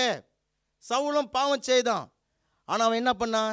அபிஷேகம் பண்ணப்படாதவர் போல மனம் திரும்பாமலே செத்து போயிட்டான். தாவீது பாவம் செய்தான், ஆனால் அவனுக்குள்ள தாழ்மையும் இருந்துச்சு. பாவம் ஏதோ ஒரு இதில் செஞ்சிட்டான், ஆனால் தாழ்மை இருந்துச்சு. 51வது சங்கீதத்தை எழுதணும். அப்போது அது தாழ்மை தான் அவனுடைய அபிஷேகத்தை பாதுகாத்தது பாருங்க. அந்த தாழ்மை இல்லாமல் மேட்டுமை வந்துட்டாக்கா அவங்க சேதம் உண்டாக்குகிறவர்களாக ஆக்கி விடுவாங்க. லூசிஃபர் எத்தனை பேருக்கு தெரியும்? அவன் முன்னாடி தேவனுடைய வானதூதன். யார் அவன்? பரலோகத்தில் தேவனால் சிருஷ்டிக்கப்பட்ட தேவனுடைய வானதூதன் அவன். ஆராதனை கூடத்தில் தலைவன் அவன் தான். பிரதானமான தூதர்கள் அவன் ஒருத்தவன் லூசிஃபர். அவனுக்கு பேர் பைபிள் எப்படி சொல்லுகிறதுனாக்கா, பாதுகாக்கும்படிக்காக அபிஷேகம் பண்ணப்பட்ட கேரூப். அப்படி தான் அவன் அங்கே இருந்தான் பாருங்க. பரலோகத்தில் அவனுக்கு மேட்டிமை வந்தது, பெருமை வந்தது. அவன் நான் தேவனை காட்டு பெரிய ஆளாக, இன்னும் எல்லாரும் இவரை தான் ஆராய்ச்சிக்கிறாங்க, நான் அவரோட கொஞ்சம் பெரிய ஆளாக ஆகணும் அப்படின்னு சொல்லிட்டு அவன் நினச்சான் பாருங்க. அந்த வினாடியே அவன் கீழே தள்ளப்பட்டு போய்விட்டான். இப்போ அந்த அபிஷேகம் அவனுக்குள்ளே இருந்து எடுக்கப்பட்டு விட்டது. அதனால தான் அவன் சாத்தானாக மாறிட்டான். வானதூதனாக இருந்தவன் சாத்தானை தேவன் உண்டாக்கலை, வானதூதனை உண்டாக்கி அபிஷேகத்தை கொடுத்தார். அபிஷேகம் எடுத்துட்ட உடனே அவன் சாத்தானாக கீழே விழுந்து போயிட்டான். இவன் ஆனால் ஆக்சுவலாக எப்படிப்பட்டவன்? பாதுகாக்கிறதுக்காக அபிஷேகம் பண்ணப்பட்ட கேருபு. இப்போ அந்த அபிஷேகம் எடுத்துக்கொள்ளப்பட்டுட்ட உடனே கீழே சாத்தானை என்ன பண்ணிட்டான்? இப்போ அழிக்கிற சாத்தானாக ஆகிட்டான். திருடவும் கொல்லவும் அழிக்கவுமே வருகிறானே அன்றி வேறு எதுக்குமே அவன் வருகிறது. இப்போ ஒருத்தவன் அழித்து கொண்டு இருக்கிறான்ப்பா, அவனை கூட்டி வச்சு அவனுக்கு நீங்கள் அபிஷேகத்தை கொடுத்தீங்கன்னாக்கா அவன் கட்டுகிறவனாக ஆகிவிடுவான். அப்போஸ்தலர் பவுல் சவுலாக இருக்கிறதுக்கு முன்னாடி சபைகளை சேதப்படுத்தி கொண்டிருக்கிறார். இயேசுன்ற பெயர் சொன்னாலே வீடு வீடாக புகுந்து ஜனங்களை இழுத்து போட்டு அடிக்கிறாரு, ஜெயிலில் போடுறாரு, தேவதூஷணம் சொல்ல வைக்கிறாரு, ஸ்தோவானை கொலை செய்கிற இடத்துல சவுல் இருக்கிறாரு. ஆனால் ஒரு நாள் வந்தது, இயேசு கிறிஸ்து அவரை சந்தித்தார், கண்கள் திறக்கப்பட்டது, ஞான ஸ்நானத்தை எடுத்துக்கொண்டார், அபிஷேகத்தை பெற்றார். இப்போ சபையை அழித்து கொண்டு துன்பப்படுத்தி கொண்டிருந்த இந்த ஆளு சபையை கட்டுகிறவராக ஆகிவிட்டார். புதிய ஏற்பாட்டில் 27 புஸ்தகம் இருக்கிறது. அதில் பாதியை எழுதினவர் இந்த அப்போஸ்தலர் பவுல். சபைகளை ஸ்தாபிக்கிற ஒரு மனுஷனாக ஆகிவிட்டார். இந்த அபிஷேகம் வந்துவிடும் பொழுது இப்போ அவர் அந்த ஞானஸ்நானம் எடுத்த அந்த பகுதியில் அவனை பற்றி ஒரு வார்த்தை, ஒரே ஒரு வார்த்தையில் எல்லாமே சொல்லப்பட்டிருக்கிறது பாருங்க. அப்போஸ்தலர் நடபடிகள் 9வது அதிகாரம் 31வது வசனம் பாருங்க. சவுலுன்னு சொன்னாலே பல ஊர்களில் பயப்படுறாங்க. ஏன்னா அவன் வந்து மத பயங்கரவாதி, மத தீவிரவாதி. எங்கே போனாலும் அடிக்கிறான், உதைக்கிறான், இயேசுவின் நாமத்தை, இயேசுவின் பெயரை சொன்னாலே அடிக்கிறான். அப்படிப்பட்ட ஒரு பயங்கரவாதியாக சுற்றி கொண்டு இருக்கிறான். இப்போ இவன் 9வது அதிகாரம், அப்போஸ்தலர் நடபடிகள் 9வது அதிகாரத்தில் தான் சவுல் வந்து இயேசுவால் சந்திக்கப்பட்டு ரட்சிக்கப்பட்டு அனனியா கிட்ட ஞானஸ்நானம் வாங்கிட்டார். இப்போ வாங்கிட்டு 31வது வசனம் சொல்லுகிறது, இவரை ரட்சிக்கப்பட்டு அபிஷேகம் பண்ணப்பட்ட பொழுது 31வது வசனம், அப்பொழுது யூதேயா, கலிலேயா, சமாரியா நாடுகள் எங்கும் சபைகள் சமாதானம் பெற்று பக்தி விருத்தி அடைந்து கர்த்தருக்கு பயப்படுகிற பயத்தோடும் பரிசுத்த ஆவியின் ஆறுதலோடும் நடந்து பெருகின. சபைகளுக்கு ஒரு நிம்மதியான மாதிரி ஆயிடுச்சு பாருங்க. இவ்வளோ நாள் துன்பப்படுத்தி பயமுறுத்தி அப்படி இப்படி பண்ணி இந்த ஒரு ஆள் ரட்சிக்கப்பட்டுட்ட உடனே, இவருக்கு அபிஷேகம் வந்துட்ட உடனே கலிலேயா, சமரியா, யூதேயா இருக்கிற சபைகள் எல்லாமே சமாதானம் பெற்று, அப்படின்னாக்க நிம்மதி பெற்று பக்தி விருத்தி அடைந்து கர்த்தருக்கு பயப்படுகிற பயத்தோடும் பரிசுத்த ஆவியினுடைய ஆறுதலோடும் நடந்து பெருகின. அப்போ அந்த அபிஷேகம் உங்களுக்குள்ள வருதுன்னு சொன்னாக்கா நீங்கள் எப்படிப்பட்டவர்களாக இருப்பீங்க? சபையை துன்பப்படுத்துகிறவர்கள், சபையை வந்து நீங்கள் சேதப்படுத்துகிறவர்கள், சபையை வந்து நீங்கள் குற்றம் சாட்டுகிறவர்கள் அப்படியாக இருக்க மாட்டீங்க. சபையை கட்டுகிறவர்களாக நீங்கள் இருப்பீர்கள். ஊழியக்காரனோடு கூட தோள் கொடுக்கிறவர்களாக நீங்கள் இருப்பீங்க. ஆமீன். தேவனுடைய அரிய பெரிய காரியங்களை செய்கிறவர்களாக இருப்பீங்க. அபிஷேகம் வந்து விடும்போது ஆத்துமாக்களை ஆதாயப்படுத்துகிறவர்களாக ஆகிவிடுவீங்க. அபிஷேகம் வந்து விடும்போது சபைகளை நீங்கள் வந்து அந்த சமாதானமும் ஆறுதலும் பக்தி விருத்தியும் உண்டாகும்படிக்கு தேவன் உங்களை பயன்படுத்தி விடுவார். அந்த அபிஷேகம் இல்லை அப்படின்னு சொன்னாக்கா சாத்தான் அதில் மெல்லமாக பயன்படுத்திடுவான். அங்கே முறுமுறுப்பை சொல்ல, குறையை சொல்ல, குற்றம் சாட்ட, பிரிவினையை உண்டாக்க, அங்கே அதெல்லாம் பிசாசுடைய ஆயுதமாக நம்ம மாறிவிடுவோம். அபிஷேகம் இல்லைன்னு சொன்னாக்கா முக்கியத்துவத்தை பாருங்க. சும்மா இல்லை அபிஷேகம். அப்போ அந்த அபிஷேகம் வரும்பொழுது நீங்கள் என்ன பண்ணுறீங்க? அழிக்கிறவனாக இருந்த மனுஷனை கட்டி எழுப்புகிறவனாக மாற்றிவிடும். கடைசியாக 4வதாக தேவன் யாருக்கு அபிஷேகத்தை கொடுக்கிறார்னாக்கா உண்மை உள்ளவர்களுக்கு அபிஷேகத்தை கொடுக்கிறார். லூக்கா 16வது அதிகாரம் 10வது வசனத்தை பாருங்க. கொஞ்சத்தில் உண்மை உள்ளவன் அநேகத்திலும் உண்மையுள்ளவனாக இருக்கிறான்.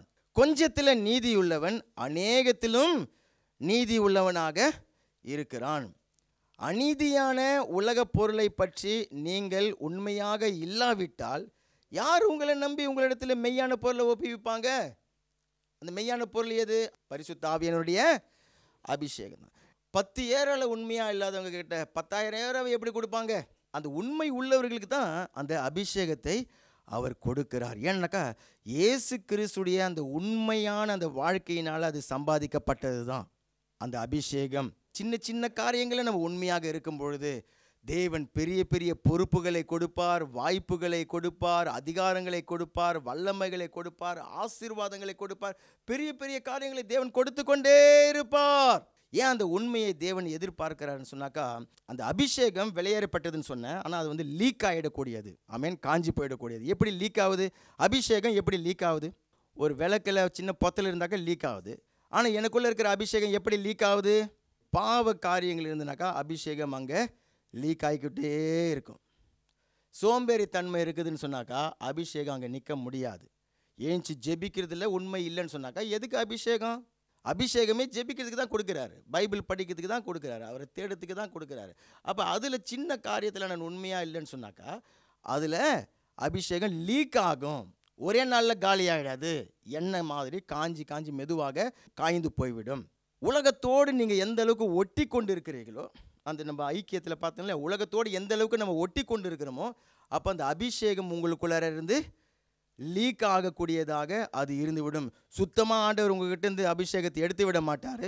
ஆனால் அது கொஞ்சம் கொஞ்சமாக லீக் ஆகக்கூடிய அந்த தன்மை உடையதாக இருக்கிறது. உலக காரியங்களோடு சமரசம் ஆயிடும்றது. அது இல்லாமல் அந்த நிலையான மனசு இல்லாமல் காலையில் ஒரு தீர்மானம், சாயந்தரத்துக்கு ஒரு தீர்மானம், எதை நம்பி என்னத்தை சொல்லி தேவன் அபிஷேகத்தை கொடுப்பாரு? நீதிமொழிகள் 28:20 அதுதான் நமக்கு சொல்லுகிறது. உண்மையுள்ளவன் பரிபூர்ண ஆசீர்வாதத்தை பெற்றுக்கொள்ளுவான். யாரும் பார்க்கல அப்படின்னு சொல்லிட்டு ஒரு பாவத்தை செஞ்சிட மாட்டோம். அங்கே உண்மையாக இருப்போம். உங்களுக்கு யாரும் காவல் வச்சாதான் நீங்கள் கண்ணியமாக இருப்பீங்கன்னு சொல்லிட்டு கிடையாது. காவல் இல்லாமலேயே நான் கர்த்தருக்கு பரிசுத்தமாக நான் இருப்பேன். ஜெபிக்கும்படி கேட்க தேவன் சொல்கிறாரு. அது ஜெபிக்கிறதுல சோம்பேறித்தனம் இருந்தாக்கா அந்த அபிஷேகம் அங்கே தேவன் அங்கே கொடுக்க மாட்டார். சபைக்கு மட்டும் ஞாயிற்றுக்கிழமை மீதி 6 நாளும் உலகத்தோடு ஒத்து உலக காரியங்கள்லேயே நீங்கள் இருப்பீங்கன்னு சொன்னாக்கா அந்த அபிஷேகம் உங்களுக்குள்ளார செயல்பட முடியாது. நீங்கள் எடுத்த தீர்மானத்தில் ஒரு உறுதி எல்லாமே சரி, கலப்பையில் கையை வச்சுட்டேன், இனிமேல் நான் பின் பார்க்க மாட்டேன் அப்படின்னு சொல்லிட்டு உறுதியாக நீங்கள் இருப்பீங்கன்னு சொன்னாதான். இல்லைனாக்கா நீங்கள் சின்னதுக்கெல்லாம் நான் இடரல் அடைஞ்சிட்டேன், மன காயம் அடைஞ்சிட்டேன், நான் சோர்ந்து போயிட்டேன் அப்படின்னு எதுக்கு அபிஷேகம்? நான் தொட்டசினியாக இருந்தேனாக்கா அபிஷேகம் தேவன் அங்கே கொடுக்க மாட்டார்.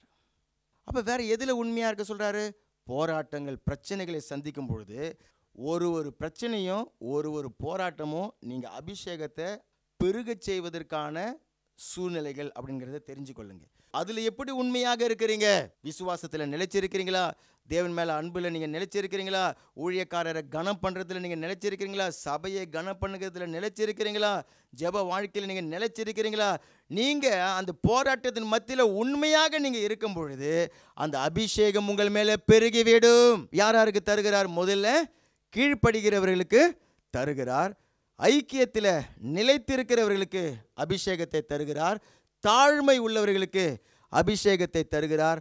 உண்மை உள்ளவர்களுக்கு தேவன் அபிஷேகத்தை தருகிறார். கடைசியாக ஒரு வசனத்தை வாசித்து நம்ம முடிக்கலாம். 2 கொரிந்தியர் 4:7. இது நீங்கள் நினச்சிடக்கூடாது, ஓஹோ பாஸ்டர் கீழே நம்ம ஊழியம் செய்கிறோம் அல்லது பாஸ்டர் கீழே இந்த சபையில் விசுவாசியாக இருக்கிறோம், அதுக்காக தான் இந்த அபிஷேகத்தை பற்றி பேசினிருக்கிறாரு. இல்லை, இது நீங்கள் எல்லா இடத்துலையும் இந்த அபிஷேகம் உங்களுக்கு. நீங்கள் கம்பெனியில் போயிட்டு வேலை செஞ்சுட்டு வரத்துக்கு உங்களுக்கு அபிஷேகம் வேண்டும். உங்களுடைய குடும்பத்தை, உங்களுடைய பிள்ளைகளை நடத்த உங்களுக்கு அபிஷேகம் வேண்டும். ஒரு ஊழியத்தை செய்ய அபிஷேகம் வேண்டும். தேவனுடைய ஆசீர்வாதங்களை பெற்றுக்கொள்ள அபிஷேகம் வேண்டும். இந்த மகத்துவம் உள்ள வல்லமை எங்களால் உண்டாயில்லாமல் தேவனால் உண்டாயிருக்கிறது என்று விளங்கும்படி இந்த பொக்கிஷத்தை மண் பாண்டங்களிலே பெற்றிருக்கிறோம். நாம தான் அந்த மண் பாத்திரம். அப்போ நம்ம வெளிப்பிரகாரமாக பார்க்கும்பொழுது ஒரே மாதிரி தான் இருப்போம். எல்லாரும் ஒரே மாதிரி தான் இருப்போம். ரட்சிக்கப்பட்டவங்களும் ரட்சிக்கப்படாதவர்களும்.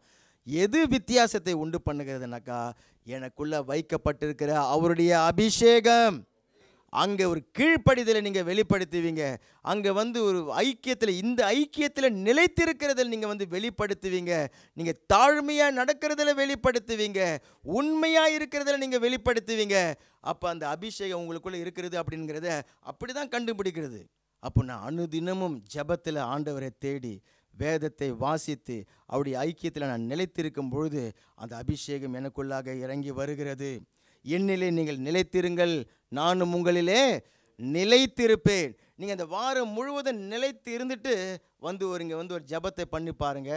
இந்த இடம் அதிரத்தக்கதாக ஆவியானவர் இறங்கி வந்து விடுவார். ஆமீன். இந்த அபிஷேகத்தை எனக்கு தாங்க. உங்களுடைய வாழ்க்கைக்கும் சரி, ஆவிக்குரிய வாழ்க்கைக்கும் சரி, எல்லாத்துக்குமே அந்த அபிஷேகம். அல்லேலூயா. நம்ம எல்லோரும் எழுந்து நிற்கலாம். கர்த்தருடைய நாம மகிமை அடைவது.